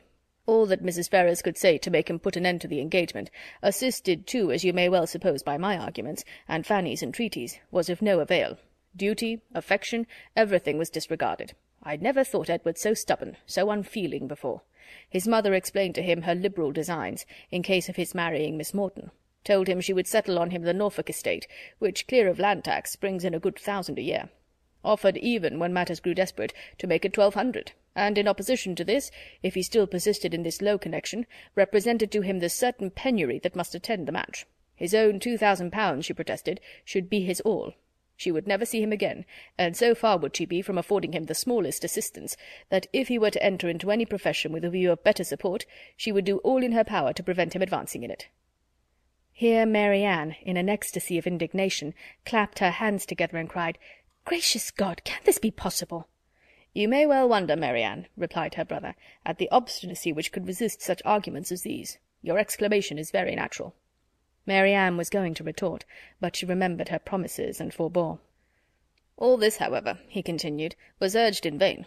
Edward said very little, but what he did say was in the most determined manner. Nothing should prevail on him to give up his engagement. He would stand to it, cost him what it might." "Then," cried Mrs. Jennings with blunt sincerity, no longer able to be silent, "he has acted like an honest man. I beg your pardon, Mr. Dashwood, but if he had done otherwise, I should have thought him a rascal. I have some little concern in the business, as well as yourself, for Lucy Steele is my cousin, and I believe there is not a better kind of girl in the world, nor one who more deserves a good husband." John Dashwood was greatly astonished, but his nature was calm, not open to provocation, and he never wished to offend anybody, especially anybody of good fortune. He therefore replied without any resentment, "I would by no means speak disrespectfully of any relation of yours, madam. Miss Lucy Steele is, I dare say, a very deserving young woman, but in the present case, you know, the connection must be impossible, and to have entered into a secret engagement with a young man under her uncle's care, the son of a woman especially of such very large fortune as Mrs. Ferrars, is perhaps altogether a little extraordinary. In short, I do not mean to reflect upon the behaviour of any person whom you have a regard for, Mrs. Jennings. We all wish her extremely happy, and Mrs. Ferrars' conduct throughout the whole has been such as every conscientious good mother in like circumstances would adopt. It has been dignified and liberal. Edward has drawn his own lot, and I fear it will be a bad one." Mary Ann sighed out her similar apprehension, and Elinor's heart wrung for the feelings of Edward, while braving his mother's threats, for a woman who could not reward him. "Well, sir, said Mrs. Jennings. "And how did it end?" "I am sorry to say, ma'am, in a most unhappy rupture. Edward is dismissed for ever from his mother's notice. He left our house yesterday, but where he is gone, or whether he is still in town, I do not know, for we, of course, can make no inquiry." "Poor young man! And what is to become of him?" "What indeed, ma'am? It is a melancholy consideration, born to the prospect of such affluence. I cannot conceive a situation more deplorable. The interest of £2,000, how can a man live on it? And when to that is added the recollection that he might, but for his own folly, within 3 months, have been in the receipt of 2,500 a year, for Miss Morton has £30,000, I cannot picture to myself a more wretched condition. We must all feel for him, and the more so because he is totally out of our power to assist him." "Poor young man!" cried Mrs. Jennings. "I am sure he should be very welcome to bed and board at my house, and so I would tell him if I could see him. It is not fit that he should be living about at his own charge now, at lodgings and taverns." Elinor's heart thanked her for such kindness towards Edward, though she could not forbear smiling at the form of it. "If he would only have done as well by himself," said John Dashwood, "as all his friends were disposed to do by him, he might now have been in his proper situation, and would have wanted for nothing. But as it is, it must be out of anybody's power to assist him. And there is one thing more preparing against him, which must be worse than all. His mother has determined, with a very natural kind of spirit, to settle that estate upon Robert immediately, which might have been Edward's on proper conditions. I left her this morning with her lawyer, talking over the business." "Well," said Mrs. Jennings, "that is her revenge. Everybody has a way of their own, but I don't think mine would be to make one son independent because another had plagued me." Mary Ann got up and walked about the room. "Can anything be more galling to the spirit of a man," continued John, "than to see his younger brother in possession of an estate which might have been his own? Poor Edward! I feel for him sincerely." A few minutes more spent in the same kind of effusion concluded his visit, and with repeated assurances to his sisters that he really believed there was no material danger in Fanny's indisposition, and that they need not therefore be very uneasy about it, he went away, leaving the 3 ladies unanimous in their sentiments on the present occasion, as far at least as it regarded Mrs. Ferrars's conduct, the Dashwoods, and Edward's. Mary Ann's indignation burst forth as soon as he quitted the room, and as her vehemence made reserve impossible in Elinor, and unnecessary in Mrs. Jennings, they all joined in a very spirited critique upon the party. Chapter 37. Chapter 38 of Sense and Sensibility by Jane Austen. Mrs. Jennings was very warm in her praise of Edward's conduct, but only Elinor and Mary Ann understood its true merit. They only knew how little he had had to tempt him to be disobedient, and how small was the consolation, beyond the consciousness of doing right, that could remain to him in the loss of friends and fortune. Elinor gloried in his integrity, and Mary Ann forgave him all his offences in compassion for his punishment. But though confidence between them was, by this public discovery, restored to its proper state, it was not a subject on which either of them were fond of dwelling when alone. Elinor avoided it upon principle, as tending to fix still more upon her thoughts, by the too warm, too positive assurances of Mary Ann, that belief of Edward's continued affection for herself which she rather wished to do away. And Mary Ann's courage soon failed her in trying to converse upon a topic which always left her more dissatisfied with herself than ever, by the comparison it necessarily produced between Elinor's conduct and her own. She felt all the force of that comparison, but not as her sister had hoped, to urge her to exertion now. She felt it with all the pain of continual self-reproach, regretted most bitterly that she had never exerted herself before, but it brought only the torture of penitence, without the hope of amendment. Her mind was so much weakened that she still fancied present exertion impossible, and therefore it only dispirited her more. Nothing new was heard by them for a day or two afterwards, of affairs in Harley Street or Bartlett's Buildings. But though so much of the matter was known to them already, that Mrs. Jennings might have had enough to do in spreading that knowledge farther, without seeking after more, she had resolved from the first to pay a visit of comfort and inquiry to her cousins as soon as she could, and nothing but the hindrance of more visitors than usual had prevented her from going to them within that time. The 3rd day succeeding their knowledge of the particulars was so fine, so beautiful a Sunday, as to draw many to Kensington Gardens, though it was only the 2nd week in March. Mrs. Jennings and Elinor were of the number, But Marianne, who knew that the Willoughbys were again in town, and had a constant dread of meeting them, chose rather to stay at home than venture into so public a place. An intimate acquaintance of Mrs. Jennings joined them soon after they entered the gardens, and Elinor was not sorry that by her continuing with them, and engaging all Mrs. Jennings's conversation, she was herself left to quiet reflection. She saw nothing of the Willoughbys, nothing of Edward, and for some time nothing of anybody who could by any chance, whether grave or gay, be interesting to her. But at last she found herself with some surprise accosted by Miss Steele, who, though looking rather shy, expressed great satisfaction in meeting them, and on receiving encouragement from the particular kindness of Mrs. Jennings, left her own party for a short time to join theirs. Mrs. Jennings immediately whispered to Elinor, "Get it all out of her, my dear. She will tell you anything if you ask. You see, I cannot leave Mrs. Clark." It was lucky, however, for Mrs. Jennings's curiosity, and Elinor's too, that she would tell anything without being asked, for nothing would otherwise have been learnt. "I am so glad to meet you," said Miss Steele, taking her familiarly by the arm, "for I wanted to see you of all things in the world." And then, lowering her voice, "I suppose Mrs. Jennings has heard all about it. Is she angry?" "Not at all, I believe, with you." "That is a good thing. And Lady Middleton, is she angry?" "I cannot suppose it possible that she should." "I am monstrous glad of it. Good gracious, I have had such a time of it. I never saw Lucy in such a rage in my life. She vowed at first she would never trim me up a new bonnet, nor do anything else for me again, so long as she lived. But now she is quite come to, and we are as good friends as ever. Look, she made me this bow to my hat, and put in the feather last night. There now, you are going to laugh at me too. But why should I not wear pink ribbons? I do not care if it is the doctor's favourite colour. I am sure for my part I should never have known he did like it better than any other colour, if he had not happened to say so. My cousins have been so plaguing me. I declare sometimes I do not know which way to look before them." She had wandered away to a subject on which Elinor had nothing to say, and therefore soon judged it expedient to find her way back again to the first. "Well, but Miss Dashwood," speaking triumphantly, "people may say what they choose about Mr. Ferrars declaring he would not have Lucy, for it is no such thing, I can tell you. And it is quite a shame for such ill-natured reports to be spread abroad. Whatever Lucy might think about it herself, you know, it was no business of other people to set it down for certain." "I never heard anything of the kind hinted at before, I assure you," said Elinor. "Oh, did not you? But it was said, I know very well, and by more than one, for Miss Godby told Miss Sparks that nobody in their senses could expect Mr. Ferrars to give up a woman like Miss Morton, with £30,000 to her fortune, for Lucy Steele that had nothing at all. And I had it from Miss Sparks myself.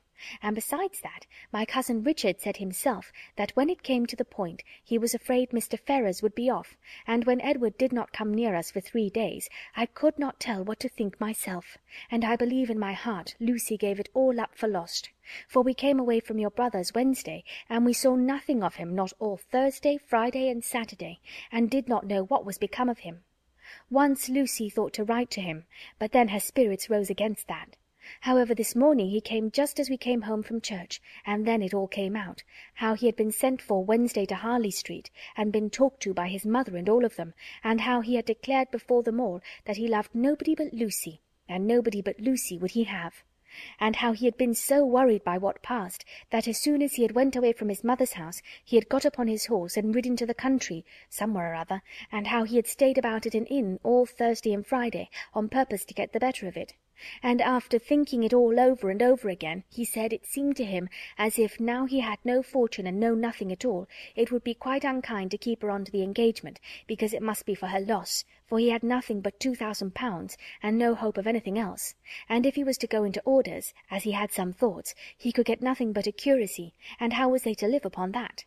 He could not bear to think of her doing no better, and so he begged, if she had the least mind for it, to put an end to the matter directly, and leave him shift for himself. I heard him say all this as plain as could possibly be, and it was entirely for her sake, and upon her account, that he said a word about being off, and not upon his own. I will take my oath he never dropped a syllable of being tired of her, or of wishing to marry Miss Morton, or anything like that. But to be sure, Lucy would not give ear to such kind of talking, so she told him directly, with a great deal about sweet and love, you know, and all that. Oh, la! one can't repeat such kind of things, you know. She told him directly she had not the least mind in the world to be off, for she could live with him upon a trifle, and how little soever he might have, she would be very glad to have it all, you know, or something of the kind. So then he was monstrous happy, and talked on some time about what they should do, and they agreed he should take orders directly, and they must wait to be married till he got a living. And just then I could not hear any more, for my cousin called from below to tell me Mrs. Richardson was come in her coach, and would take one of us to Kensington Gardens, so I was forced to go into the room and interrupt them, to ask Lucy if she would like to go, but she did not care to leave Edward. So I just run upstairs and put on a pair of silk stockings and come off with the Richardsons." "I do not understand what you mean by interrupting them," said Elinor. "You were all in the same room together, were not you?" "No, indeed, not us. La, Miss Dashwood, do you think people make love when anybody else is by? Oh, for shame! To be sure, you must know better than that," laughing affectedly. "No, no. They were shut up in the drawing-room together, and all I heard was only by listening at the door." "How?" cried Elinor. "Have you been repeating to me what you only learnt yourself by listening at the door? I am sorry I did not know it before, for I certainly would not have suffered you to give me particulars of a conversation which you ought not to have known yourself. How could you behave so unfairly by your sister?" "Oh, la, there is nothing in that. I only stood at the door and heard what I could, and I am sure Lucy would have done just the same by me, for a year or two back, when Martha Sharp and I had so many secrets together, she never made any bones of hiding in a closet or behind a chimney-board on purpose to hear what we said." Elinor tried to talk of something else, but Miss Steele could not be kept beyond a couple of minutes from what was uppermost in her mind. "Edward talks of going to Oxford soon," said she, "but now he is lodging at No. Pall Mall. What an ill-natured woman his mother is, ain't she? And your brother and sister were not very kind. However, I shan't say anything against them to you, and to be sure they did send us home in their own chariot, which was more than I looked for.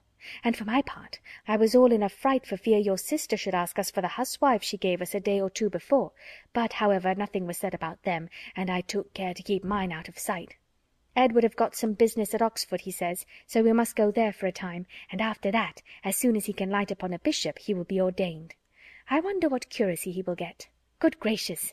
giggling as she spoke, "I'd lay my life to know what my cousins will say when they hear of it. They will tell me I should write to the doctor to get Edward the curacy of his new living. I know they will, but I am sure I would not do such a thing for all the world. La, I shall say directly, I wonder how you could think of such a thing. I write to the doctor, indeed." "Well," said Elinor, "it is a comfort to be prepared against the worst. You have got your answer ready." Miss Steele was going to reply on the same subject, but the approach of her own party made another more necessary. "Oh, la, here come the Richardsons. I had a vast deal more to say to you, but I must not stay away from them not any longer. I assure you they are very genteel people. He makes a monstrous deal of money, and they keep their own coach. I have not time to speak to Mrs. Jennings about it myself, but pray tell her I am quite happy to hear she is not in anger against us, and Lady Middleton the same. And if anything should happen to take you and your sister away, and Mrs. Jennings should want company, I am sure we should be very glad to come and stay with her for as long a time as she likes. I suppose Lady Middleton won't ask us any more this bout. Good-bye. I am sorry Miss Mary Ann was not here. Remember me kindly to her. La, if you have not got your spotted muslin on, I wonder you was not afraid of its being torn." Such was her parting concern, for after this she had time only to pay her farewell compliments to Mrs. Jennings before her company was claimed by Mrs. Richardson, and Elinor was left in possession of knowledge which might feed her powers of reflection some time, though she had learnt very little more than what had been already foreseen and foreplanned in her own mind. Edward's marriage with Lucy was as firmly determined on, and the time of its taking place remained as absolutely uncertain as she had concluded it would be. Everything depended, exactly after her expectation, on his getting that preferment, of which at present there seemed not the smallest chance. As soon as they returned to the carriage, Mrs. Jennings was eager for information, but as Elinor wished to spread as little as possible intelligence that had in the first place been so unfairly obtained, she confined herself to the brief repetition of such simple particulars as she felt assured that Lucy, for the sake of her own consequence, would choose to have known. The continuance of their engagement, and the means that were able to be taken for promoting its end, was all her communication, and this produced from Mrs. Jennings the following natural remark: "Wait for his having a living! Ay, we all know how that will end. They will wait a 12-month, and finding no good comes of it, will set down upon a curacy of £50 a year, with the interest of his £2,000, and what little matter Mr. Steele and Mr. Pratt can give her. Then they will have a child every year, and Lord help 'em, how poor they will be! I must see what I can give them towards furnishing their house. 2 maids and 2 men indeed, as I talked of t'other day. No, no, they must get a stout girl of all works. Betty's sister would never do for them now." The next morning brought Elinor a letter by the 2-penny post from Lucy herself. It was as follows: "Bartlett Spalding, March. I hope my dear Miss Dashwood will excuse the liberty I take of writing to her, but I know your friendship for me will make you pleased to hear such a good account of myself and my dear Edward, after all the troubles we have went through lately, therefore will make no apologies, but proceed to say that, thank God, though we have suffered dreadfully, we are both quite well now, and as happy as we must always be in one another's love. We have had great trials and great persecutions, but, however, at the same time, gratefully acknowledge many friends, yourself not the least among them, whose great kindness I shall always thankfully remember, as will Edward too, who I have told of it. I am sure you will be glad to hear, as likewise dear Mrs. Jennings, I spent 2 happy hours with him yesterday afternoon. He would not hear of our parting, though earnestly did I, as I thought my duty required, urge him to it for prudence sake, and would have parted forever on the spot, would he consent to it. But he said it should never be. He did not regard his mother's anger, while he could have my affections. Our prospects are not very bright, to be sure, but we must wait and hope for the best. He will be ordained shortly, and should it ever be in your power to recommend him to anybody that has a living to bestow, am very sure you will not forget us. And dear Mrs. Jennings, too, trust she will speak a good word for us to Sir John, or Mr. Palmer, or any friend that may be able to assist us. Poor Anne was much to blame for what she did, but she did it for the best, so I say nothing. Hope Mrs. Jennings won't think it too much trouble to give us a call, should she come this way any morning. 'Twould be a great kindness, and my cousins would be proud to know her. My paper reminds me to conclude, and begging to be most gratefully and respectfully remembered to her and to Sir John and Lady Middleton and the dear children when you chance to see them, and love to Miss Mary Ann. I am, etc." As soon as Elinor had finished it, she performed what she concluded to be its writer's real design, by placing it in the hands of Mrs. Jennings, who read it aloud with many comments of satisfaction and praise. "Very well indeed. How prettily she writes! Ay, that was quite proper to let him be off if he would. That was just like Lucy. Poor soul! I wish I could get him a living, with all my heart. She calls me dear Mrs. Jennings, you see. She is a good-hearted girl as ever lived. Very well, upon my word. That sentence is very prettily turned. Yes, yes, I will go and see her, sure enough. How attentive she is to think of everybody. Thank you, my dear, for showing it me. It is as pretty a letter as ever I saw, and does Lucy's head and heart great credit." End of Chapter 38.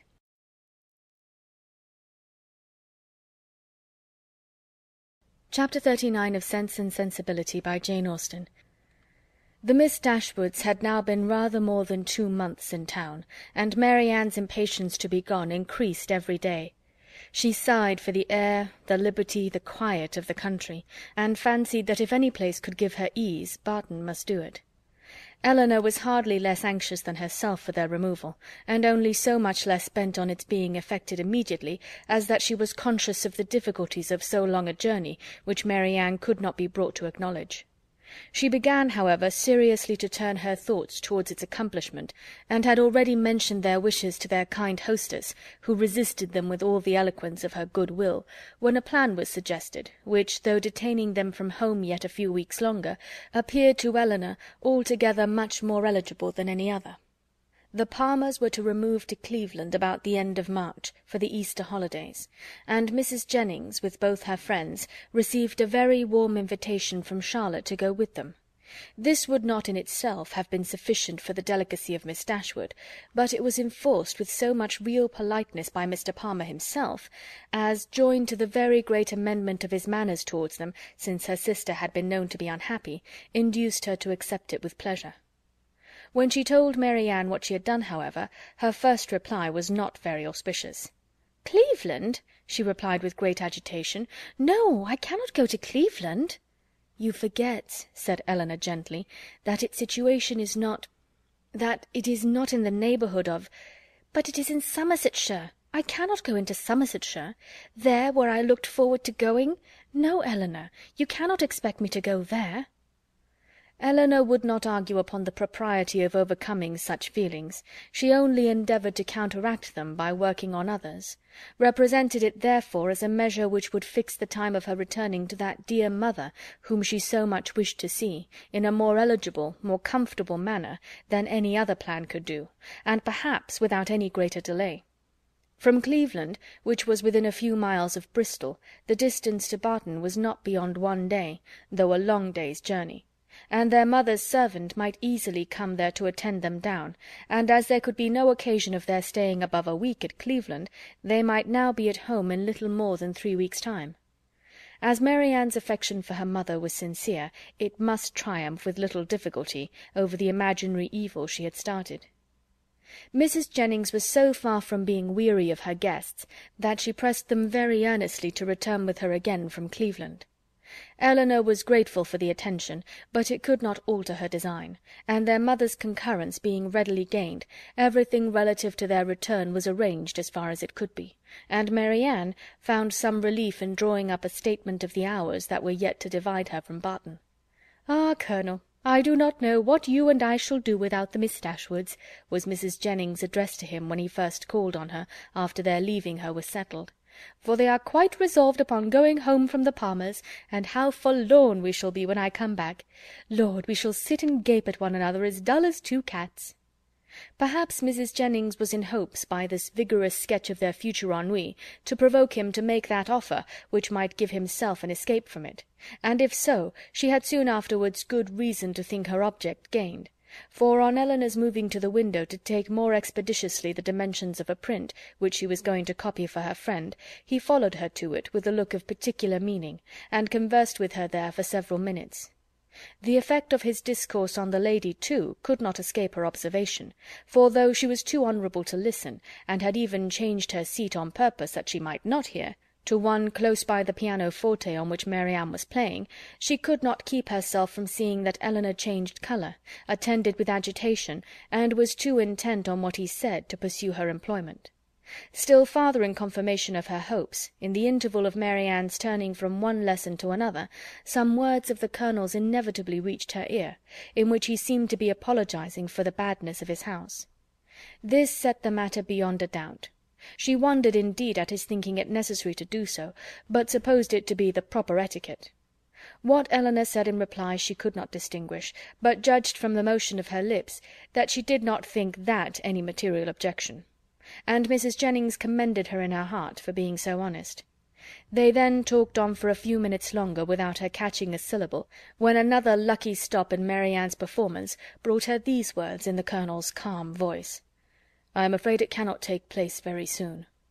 Astonished and shocked at so unlover-like a speech, she was almost ready to cry out, "Lord, what should hinder it?" but, checking her desire, confined herself to this silent ejaculation: "This is very strange. Sure he need not wait to be older." This delay on the Colonel's side, however, did not seem to offend or mortify his fair companion in the least, for on their breaking up the conference soon afterwards, and moving different ways, Mrs. Jennings very plainly heard Elinor say, and with a voice which showed her to feel what she said, "I shall always think myself very much obliged to you." Mrs. Jennings was delighted with her gratitude, and only wondered that after hearing such a sentence the Colonel should be able to take leave of them, as he immediately did, with the utmost sang-froid, and go away without making her any reply. She had not thought her old friend could have made so indifferent a suitor. What had really passed between them was to this effect: "I have heard," said he with great compassion, "of the injustice your friend Mr. Ferrars has suffered from his family, for if I understand the matter right, he has been entirely cast off by them for preserving in his engagement with a very deserving young woman. Have I been rightly informed? Is it so?" Elinor told him that it was. "The cruelty, the impolitic cruelty," he replied with great feeling, "of dividing, or attempting to divide, 2 young people long attached to each other, is terrible.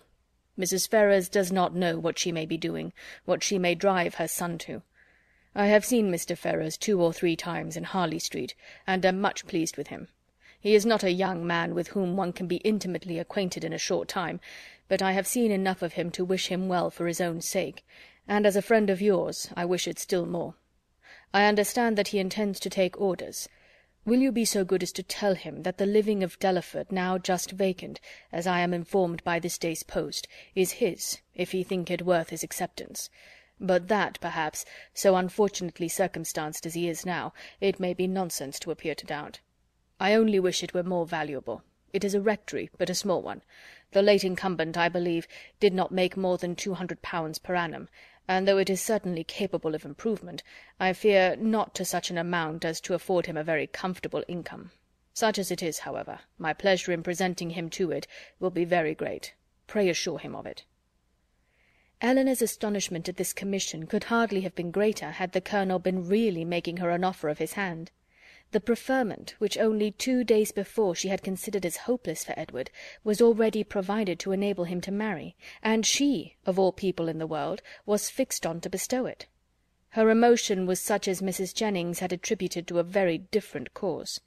But whatever minor feelings less pure, less pleasing, might have a share in that emotion, her esteem for the general benevolence, and her gratitude for the particular friendship, which together prompted Colonel Brandon to this act, were strongly felt and warmly expressed. She thanked him for it with all her heart, spoke of Edward's principles and disposition with that praise which she knew them to deserve, and promised to undertake the commission with pleasure, if it were really his wish to put off so agreeable an office to another. But at that same time she could not help thinking that no one could so well perform it as himself. It was an office, in short, from which, unwilling to give Edward the pain of receiving an obligation from her, she would have been very glad to be spared herself. But Colonel Brandon, on motives of equal delicacy, declining it likewise, still seemed so desirous of its being given through her means, that she would not on any account make farther opposition. Edward, she believed, was still in London, and fortunately she had heard his address from Miss Steele.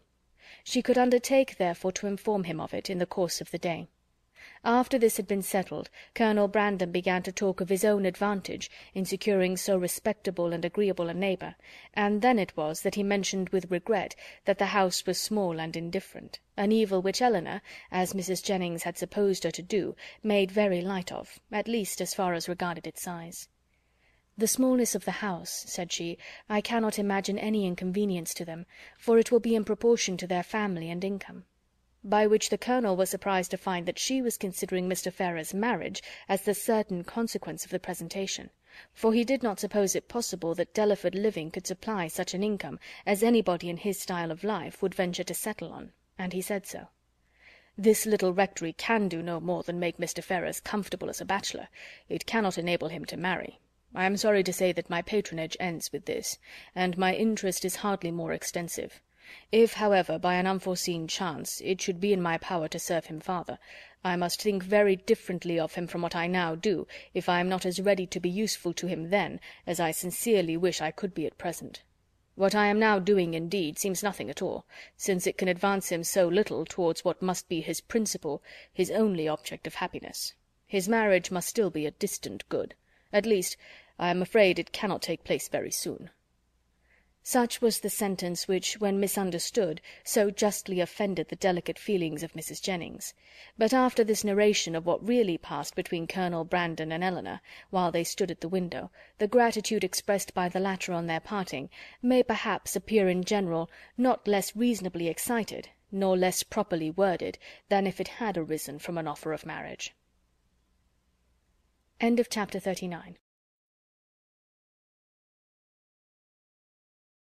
Chapter 40 of Sense and Sensibility by Jane Austen.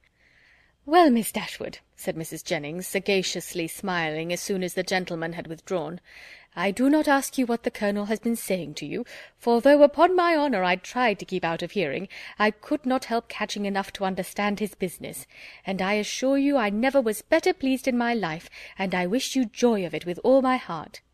"Thank you, ma'am," said Elinor.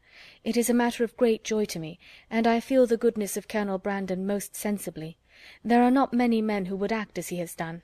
Few people who have so compassionate a heart. I never was more astonished in my life." "Lord, my dear, you are very modest. I an't the least astonished at it in the world, for I have often thought of late there was nothing more likely to happen." "You judged from your knowledge of the colonel's general benevolence, but at least you could not foresee that the opportunity would so very soon occur." "Opportunity?" repeated Mrs. Jennings. "Oh, as to that, when a man has once made up his mind to such a thing, somehow or other he will soon find an opportunity. Well, my dear, I wish you joy of it again and again, and if ever there was a happy couple in the world, I think I shall soon know where to look for them." "You mean to go to Delaford after them, I suppose?" said Elinor with a faint smile. "Ay, my dear, that I do indeed. And as to the house being a bad one, I do not know what the Colonel would be at, for it is as good a one as ever I saw." "He spoke of its being out of repair." "Well, and whose fault is that? Why don't he repair it? Who should do it but himself?" They were interrupted by the servants coming in to announce the carriage being at the door, and Mrs. Jennings immediately preparing to go, said, "Well, my dear, I must be gone before I have had half my talk out, but, however, we may have it all over in the evening, for we shall be quite alone. I do not ask you to go with me, for I dare say your mind is too full of the matter to care for company, and besides, you must long to tell your sister all about it." Mary Ann had left the room before the conversation began. "Certainly, ma'am, I shall tell Mary Ann of it, but I shall not mention it at present to anybody else." "Oh, very well," said Mrs. Jennings, rather disappointed. "Then you would not have me tell it to Lucy, for I think of going as far as Holborn to-day." "No, ma'am, not even Lucy, if you please. One day's delay will not be very material, and till I have written to Mr. Ferrars, I think it ought not to be mentioned to anybody else.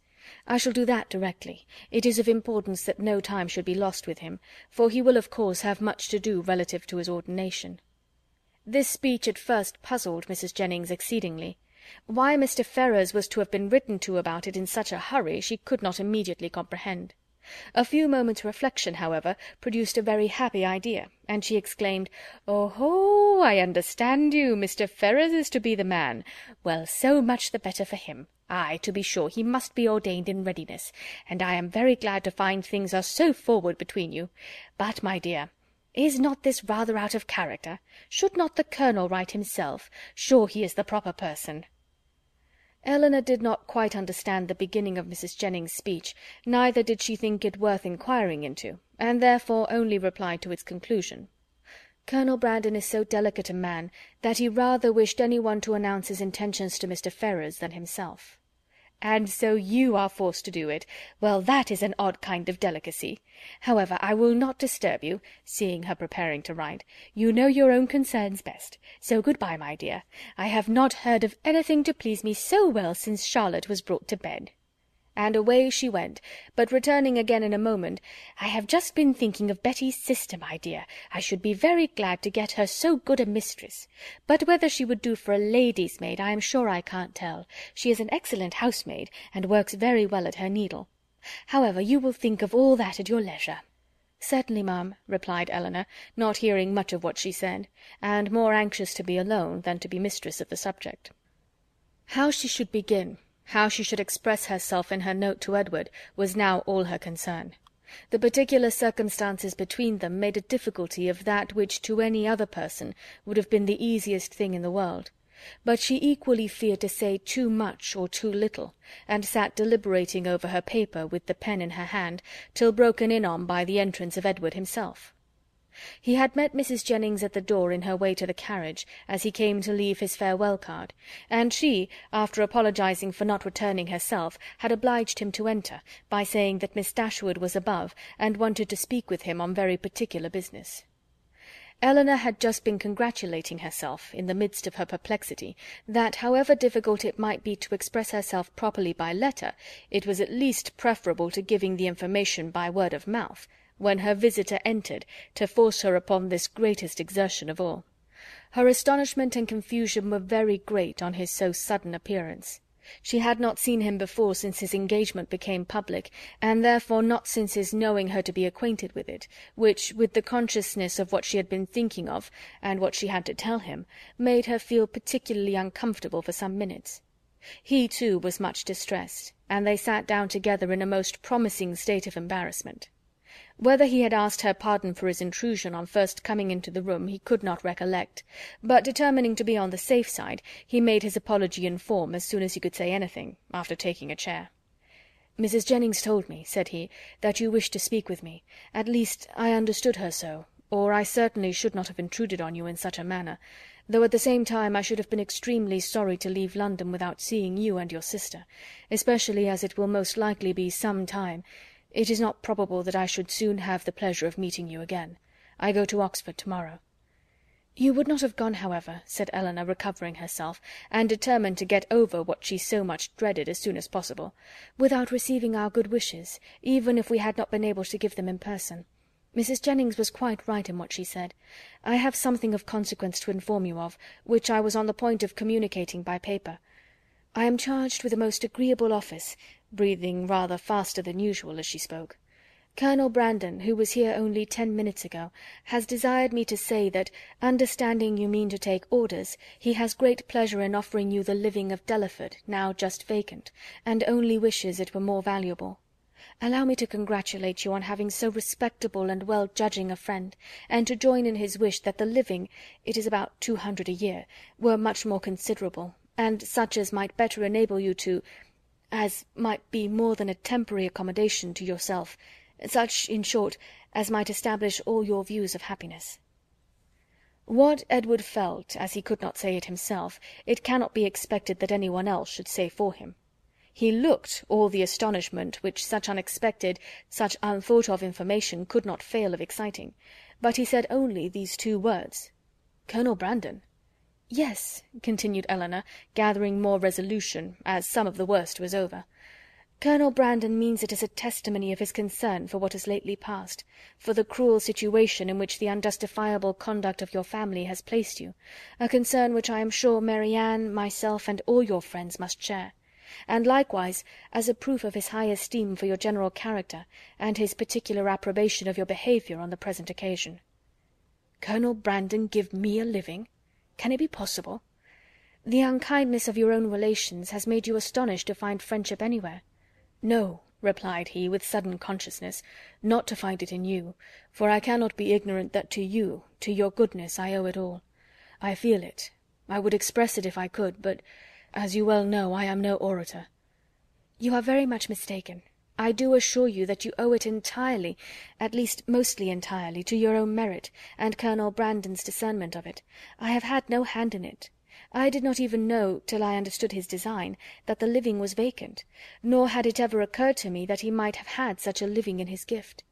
As a friend of mine, of my family, he may, perhaps, indeed I know he has, still greater pleasure in bestowing it, but upon my word, you owe nothing to my solicitation." Truth obliged her to acknowledge some small share in the action, but she was at the same time so unwilling to appear as the benefactress of Edward that she acknowledged it with hesitation, which probably contributed to fix that suspicion in his mind which had recently entered it. For a short time he sat deep in thought, after Eleanor had ceased to speak. At last, and as if it were rather an effort, he said, "Colonel Brandon seems a man of great worth and respectability. I have always heard him spoken of as such, and your brother, I know, esteems him highly. He is undoubtedly a sensible man, and in his manners perfectly the gentleman." "Indeed," replied Eleanor, "I believe that you will find him on farther acquaintance all that you have heard him to be, and as you will be such very near neighbours, for I understand the parsonage is almost close to the mansion house, it is particularly important that he should be all this." Edward made no answer, but when she had turned away her head, gave her a look so serious, so earnest, so uncheerful, as seemed to say that he might hereafter wish the distance between the parsonage and the mansion house much greater. "Colonel Brandon, I think, lodges in St. James Street?" said he soon afterwards, rising from his chair. Eleanor told him the number of the house. "I must hurry away, then, to give him those thanks which you will not allow me to give you, to assure him that he has made me an exceedingly happy man." Eleanor did not offer to detain him, and they parted with a very earnest assurance on her side of her unceasing good wishes for his happiness in every change of situation that might befall him, on his, with rather an attempt to return the same good will than the power of expressing it. "When I see him again," said Eleanor to herself, as the door shut him out, "I shall see him the husband of Lucy." And with this pleasing anticipation she sat down to reconsider the past, recall the words, and endeavour to comprehend all the feelings of Edward, and of course to reflect on her own with discontent.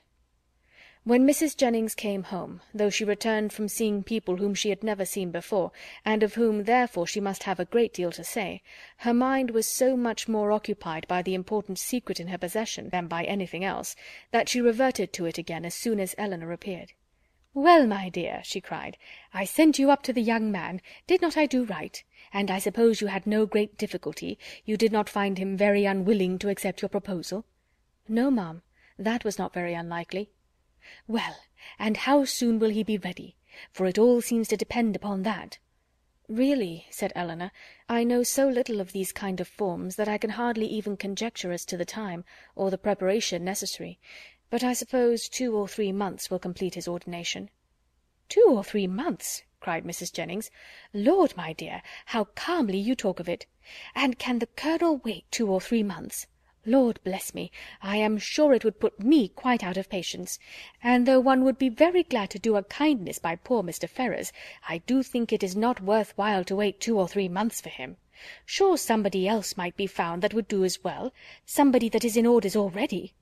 "My dear ma'am," said Elinor, "what can you be thinking of? Why, Colonel Brandon's only object is to be of use to Mr. Ferrars." "Lord bless you, my dear, sure you do not mean to persuade me that the Colonel only marries you for the sake of giving 10 guineas to Mr. Ferrars?" The deception could not continue after this, and an explanation immediately took place, by which both gained considerable amusement for the moment, without any material loss of happiness to either, for Mrs. Jennings only exchanged one form of delight for another, and still without forfeiting her expectation of the first.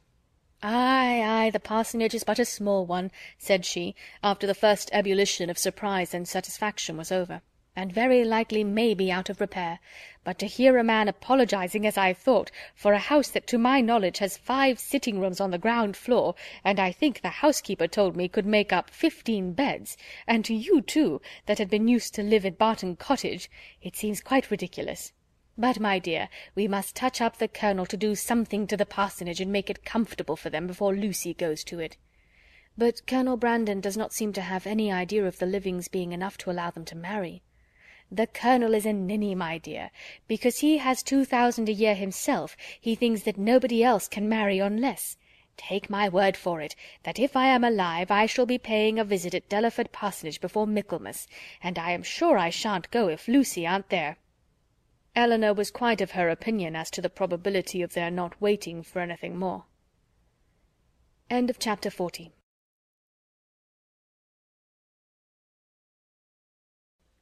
41 of Sense and Sensibility by Jane Austen. Edward, having carried his thanks to Colonel Brandon, proceeded with his happiness to Lucy; and such was the excess of it by the time he reached Bartlett's Buildings, that she was able to assure Mrs. Jennings, who called on her again the next day with her congratulations, that she had never seen him in such spirits before in her life. Her own happiness and her own spirits were at least very certain, and she joined Mrs. Jennings most heartily in her expectation of their being all comfortably together in Delaford Parsonage before Michaelmas. So far was she, at the same time, from any backwardness to give Elinor that credit which Edward would give her, that she spoke of her friendship for them both with the most grateful warmth, was ready to own all their obligation to her, and openly declared that no exertion for their good on Miss Dashwood's part, either present or future, would ever surprise her, for she believed her capable of doing anything in the world for those she really valued. As for Colonel Brandon, she was not only ready to worship him as a saint, but was moreover truly anxious that he should be treated as one in all worldly concerns, anxious that his tithes should be raised to the utmost, and scarcely resolved to avail herself at Delaford, as far as she possibly could, of his servants, his carriage, his cows, and his poultry. It was now above a week since John Dashwood had called in Berkeley Street, and as since that time no notice had been taken by them of his wife's indisposition beyond one verbal inquiry, Elinor began to feel it necessary to pay her a visit. This was an obligation, however, which not only opposed her own inclination, but which had not the assistance of any encouragement from her companions. Mary Ann, not contented with absolutely refusing to go herself, was very urgent to prevent her sister's going at all; and Mrs. Jennings, though her carriage was always at Elinor's service, so very much disliked Mrs. John Dashwood, that not even her curiosity to see how she looked after the late discovery, nor her strong desire to affront her by taking Edward's part, could overcome her unwillingness to be in her company again. The consequence was that Eleanor set out by herself to pay a visit, for which no one could really have less inclination, and to run the risk of a tete-a-tete with a woman whom neither of the others had so much reason to dislike. Mrs. Dashwood was denied, but before the carriage could turn from the house, her husband accidentally came out. He expressed great pleasure in meeting Eleanor, told her that he had been just going to call in Berkeley Street, and assuring her that Fanny would be very glad to see her, invited her to come in. They walked upstairs into the drawing-room. Nobody was there. "Fanny is in her own room, I suppose," said he. "I will go to her presently, for I am sure she will not have the least objection in the world to seeing you. Very far from it, indeed. Now especially there cannot be... But, however, you and Mary Ann were always great favourites. Why would not Mary Ann come?" Eleanor made what excuses she could for her. "I am not sorry to see you alone," he replied, "for I have a good deal to say to you. This living of Colonel Brandon's, can it be true? Has he really given it to Edward? I heard it yesterday by chance, and was coming to you on purpose to inquire farther about it." "It is perfectly true. Colonel Brandon has given the living of Delaford to Edward." "Really? Well, this is very astonishing. No relationship, no connection between them, and now that livings fetch such a price... What was the value of this?" "About 200 a year." "Very well. And for the presentation to a living of that value, supposing the late incumbent to have been old and sickly, and likely to vacate it soon, he might have got, I dare say, £1,400. And how came he not to have settled that matter before this person's death? Now, indeed, it would be too late to sell it, but a man of Colonel Brandon's sense... I wonder he should be so improvident in a point of such common, such natural concern. Well, I am convinced that there is a vast deal of inconsistency in almost every human character. I suppose, however, on recollection, that the case may probably be this. Edward is only to hold the living till the person to whom the Colonel has really sold the presentation is old enough to take it. Ay, that is the fact, depend upon it." Eleanor contradicted it, however, very positively, and by relating that she herself had been employed in conveying the offer from Colonel Brandon to Edward, and therefore must understand the terms on which it was given, obliged him to submit to her authority. "It is truly astonishing," he cried after hearing what she said. "What could be the Colonel's motive?" "A very simple one, to be of use to Mr. Ferrars." "Well, well, whatever Colonel Brandon may be, Edward is a very lucky man. You will not mention the matter to Fanny, however, for though I have broke it to her, and she bears it vastly well, she will not like to hear it much talked of." Eleanor had some difficulty here to refrain from observing that she thought Fanny might have borne with composure an acquisition of wealth to her brother, by which neither she nor her child could be possibly impoverished. "Mrs. Ferrars," added he, lowering his voice to the tone becoming so important a subject, "knows nothing about it at present, and I believe it will be best to keep it entirely concealed from her as long as may be. When the marriage takes place, I fear she must hear of it all." "But why should such precaution be used? Though it is not to be supposed that Mrs. Ferrars can have the smallest satisfaction in knowing that her son has money enough to live upon, for that must be quite out of the question, yet why upon her late behaviour is she supposed to feel it all? She has done with her son, she cast him off for ever, and has made all those over whom she had any influence cast him off likewise. Surely after doing so she cannot be imagined liable to any impression of sorrow or of joy on his account. She cannot be interested in anything that befalls him. She would not be so weak as to throw away the comfort of a child, and yet retain the anxiety of a parent." "Ah, Eleanor," said John, "your reasoning is very good, but it is founded on ignorance of human nature. When Edward's unhappy match takes place, depend upon it his mother will feel it as much as if she had never discarded him, and therefore every circumstance that may accelerate that dreadful event must be concealed from her as much as possible. Mrs. Ferrars can never forget that Edward is her son." "You surprise me. I should think it must have nearly escaped her memory by this time." "You wrong her exceedingly. Mrs. Ferrars is one of the most affectionate mothers in the world." Eleanor was silent. "We think now," said Mr. Dashwood, after a short pause, "of Robert's marrying Miss Morton." Eleanor, smiling at the grave and decisive importance of her brother's tone, calmly replied, "The lady, I suppose, has no choice in the affair." "Choice? How do you mean?" "I only mean that I suppose, from your manner of speaking, it must be the same to Miss Morton whether she marry Edward or Robert." "Certainly there can be no difference, for Robert will now to all intents and purposes be considered as the eldest son, and as to anything else, they are both very agreeable young men. I do not know that one is superior to the other." Elinor said no more, and John was also for a short time silent. His reflections ended thus. "Of one thing, my dear sister," kindly taking her hand, and speaking in an awful whisper, "I may assure you, and I will do it because I know it must gratify you. I have good reason to think, indeed I have it from the best authority, or I should not repeat it, for otherwise it would be very wrong to say anything about it, but I have it from the very best authority, not that I ever precisely heard Mrs. Ferrars say it herself, but her daughter did, and I have it from her, that, in short, whatever objections there might be against a certain connection, you understand me, it would have been far preferable to her, it would not have given her half the vexation that this does. I was exceedingly pleased to hear that Mrs. Ferrars considered it in that light, a very gratifying circumstance, you know, to us all. It would have been beyond comparison, she said, the least evil of the two, and she would be glad to compound now for nothing worse. But, however, all that is quite out of the question, not to be thought of or mentioned. As to any attachment, you know, it never could be. All that is gone by. But I thought I would just tell you of this, because I knew how much it must please you. Not that you have any reason to regret, my dear Elinor. There is no doubt of your doing exceedingly well, quite as well or better, perhaps, all things considered. Has Colonel Brandon been with you lately?" Elinor had heard enough, if not to gratify her vanity and raise her self-importance, to agitate her nerves and fill her mind, and she was therefore glad to be spared from the necessity of saying much in reply herself, and from the danger of hearing anything more from her brother, by the entrance of Mr. Robert Ferrars.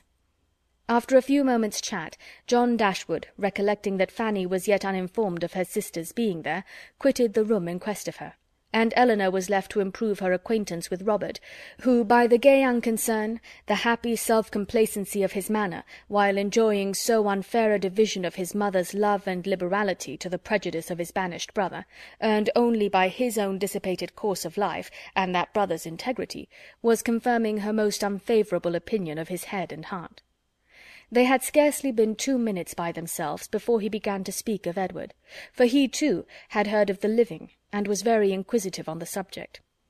Elinor repeated the particulars of it, as she had given them to John, and their effect on Robert, though very different, was not less striking than it had been on him. He laughed most immoderately. The idea of Edward's being a clergyman, and living in a small parsonage house, diverted him beyond measure. And when to that was added the fanciful imagery of Edward reading prayers in a white surplice, and publishing the banns of marriage between John Smith and Mary Brown, he could conceive nothing more ridiculous. Elinor, while she waited in silence and immovable gravity the conclusion of such folly, could not restrain her eyes from being fixed on him with a look that spoke all the contempt it excited. It was a look, however, very well bestowed, for it relieved her own feelings and gave no intelligence to him. He was recalled from wit to wisdom, not by any reproof of hers, but by his own sensibility. "We may treat it as a joke," said he at last, recovering from the affected laugh, which had considerably lengthened out the genuine gaiety of the moment, "but upon my soul it is a most serious business. Poor Edward! He is ruined for ever. I am extremely sorry for it, for I know him to be a very good-hearted creature, as well-meaning a fellow, perhaps, as any in the world. You must not judge him, Miss Dashwood, from your slight acquaintance. Poor Edward! His manners are certainly not the happiest in nature, but we are not all born, you know, with the same powers, the same address. Poor fellow! To see him in a circle of strangers, to be sure it was pitiable enough, but upon my soul, I believe he has as good a heart as any in the kingdom, and I declare and protest to you, I never was so shocked in my life as when it all burst forth. I could not believe it. My mother was the first person who told me of it, and I, feeling myself called on to act with resolution, immediately said to her, 'My dear madam, I do not know what you may intend to do on the occasion, but as for myself, I must say that if Edward does marry this young woman, I will never see him again.' That was what I said immediately. I was most uncommonly shocked indeed. Poor Edward! He has done for himself completely, shut himself out forever from all decent society, but as I directly said to my mother, I am not in the least surprised at it. From his style of education it was always to be expected. My poor mother was half frantic." "Have you ever seen the lady?" "Yes, once, while she was staying in this house. I happened to drop in for 10 minutes, and I saw quite enough of her. The merest awkward country girl, without style or elegance, and almost without beauty. I remember her perfectly, just the kind of girl I should suppose likely to captivate poor Edward.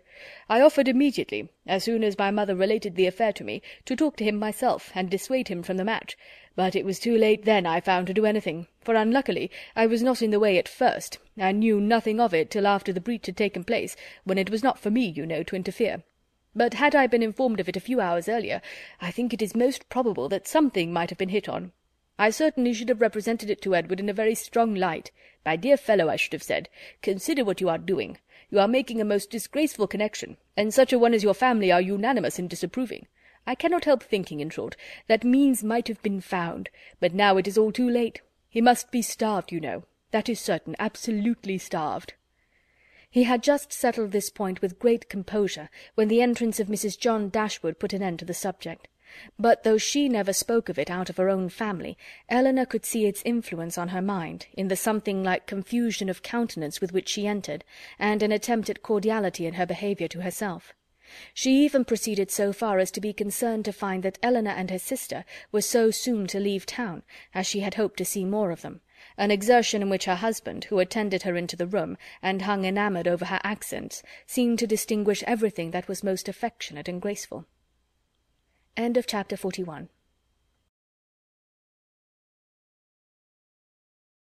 Chapter 42 of Sense and Sensibility by Jane Austen. One other short call in Harley Street, in which Elinor received her brother's congratulations on their travelling so far towards Barton without any expense, and on Colonel Brandon's being to follow them to Cleveland in a day or two, completed the intercourse of the brother and sisters in town, and a faint invitation from Fanny to come to Norland whenever it should happen to be in their way, which of all things was the most unlikely to occur, with a more warm though less public assurance from John to Elinor of the promptitude with which he should come to see her at Delaford, was all that foretold any meeting in the country. It amused her to observe that all her friends seemed determined to send her to Delaford, a place in which of all others she would now least choose to visit, or wish to reside. For not only was it considered as her future home by her brother and Mrs. Jennings, but even Lucy, when they parted, gave her a pressing invitation to visit her there. Very early in April, and tolerably early in the day, the two parties from Hanover Square and Berkeley Street set out from their respective homes to meet by appointment on the road. For the convenience of Charlotte and her child, they were to be more than 2 days on their journey, and Mr. Palmer, travelling more expeditiously with Colonel Brandon, was to join them at Cleveland soon after their arrival. Mary Ann, few as had been her hours of comfort in London, and eager as she had long been to quit it, could not, when it came to the point, bid adieu to the house in which she had for the last time enjoyed those hopes and that confidence in Willoughby, which were now extinguished for ever, without great pain. Nor could she leave the place in which Willoughby remained, busy in new engagements and new schemes, in which she could have no share, without shedding many tears. Elinor's satisfaction at the moment of removal was more positive. She had no such object for her lingering thoughts to fix on. She left no creature behind, from whom it would give her a moment's regret to be divided for ever. She was pleased to be free herself from the persecution of Lucy's friendship. She was grateful for bringing her sister away unseen by Willoughby since his marriage, and she looked forward with hope to what a few months of tranquillity at Barton might do towards restoring Mary Ann's peace of mind and confirming her own. Their journey was safely performed. The second day brought them into the cherished, or the prohibited, county of Somerset, for as such was it dwelt on by turns in Mary Ann's imagination, and in the forenoon of the third they drove up to Cleveland. Cleveland was a spacious, modern-built house, situated on a sloping lawn. It had no park, but the pleasure grounds were tolerably extensive, and, like every other place of the same degree of importance, it had its open shrubbery and closer wood-walk. A road of smooth gravel winding round a plantation led to the front, the lawn was dotted over with timber, the house itself was under the guardianship of the fir, the mountain ash, and the acacia, and a thick screen of them all together, interspersed with tall Lombardy poplars, shut out the offices. Mary Ann entered the house with a heart swelling with emotion from the consciousness of being only 80 miles from Barton, and not 30 from Combe Magna, and before she had been 5 minutes within its walls, while the others were busily helping Charlotte to show her child to the housekeeper, she quitted it again, stealing away through the winding shrubberies, now just beginning to be in beauty, to gain a distant eminence, where, from its Grecian temple, her eye, wandering over a wide tract of country to the south-east, could fondly rest on the farthest ridge of hills in the horizon, and fancy that from their summits Combe Magna might be seen. In such moments of precious, invaluable misery, she rejoiced in tears of agony to be at Cleveland, and as she returned by a different circuit to the house, feeling all the happy privilege of country liberty, of wandering from place to place in free and luxurious solitude, she resolved to spend almost every hour of every day, while she remained with the Palmers, in the indulgence of such solitary rambles. She returned just in time to join the others as they quitted the house, on an excursion through its more immediate premises, and the rest of the morning was easily whiled away, in lounging round the kitchen garden, examining the bloom upon its walls, and listening to the gardener's lamentations upon blights, in dawdling through the greenhouse, where the loss of her favourite plants, unwarily exposed and nipped by the lingering frost, raised the laughter of Charlotte, and in visiting her poultry-yard, wherein the disappointed hopes of her dairymaid, by hens forsaking their nests or being stolen by a fox, or in the rapid decrease of a promising young brood, she found fresh sources of merriment. The morning was fine and dry, and Mary Ann, in her plan of employment abroad, had not calculated for any change of weather during their stay at Cleveland. With great surprise, therefore, did she find herself prevented by a settled rain from going out again after dinner. She had depended on a twilight walk to the Grecian temple, and perhaps all over the grounds, and an evening merely cold or damp would not have deterred her from it, but a heavy and settled rain even she could not fancy dry or pleasant weather for walking. Their party was small, and the hours passed quietly away. Mrs. Palmer had her child, and Mrs. Jennings her carpet-work. They talked of the friends they had left behind, arranged Lady Middleton's engagements, and wondered whether Mr. Palmer and Colonel Brandon would get farther than Reading that night. Elinor, however little concerned in it, joined in their discourse, and Mary Ann, who had the knack of finding her way in every house to the library, however it might be avoided by the family in general, soon procured herself a book. Nothing was wanting on Mrs. Palmer's side that constant and friendly good humour could do to make them feel themselves welcome. The openness and heartiness of her manner more than atoned for that want of recollection and elegance which made her often deficient in the forms of politeness. Her kindness, recommended by so pretty a face, was engaging. Her folly, though evident, was not disgusting, because it was not conceited, and Elinor could have forgiven everything but her laugh. The two gentlemen arrived the next day to a very late dinner, affording a pleasant enlargement of the party, and a very welcome variety to their conversation, which a long morning of the same continued rain had reduced very low. Elinor had seen so little of Mr. Palmer, and in that little had seen so much variety in his address to her sister and herself, that she knew not what to expect to find him in his own family. She found him, however, perfectly the gentleman in his behaviour to all his visitors, and only occasionally rude to his wife and her mother. She found him very capable of being a pleasant companion, and only prevented from being so always by too great an aptitude to fancy himself as much superior to people in general as he must feel himself to be to Mrs. Jennings and Charlotte.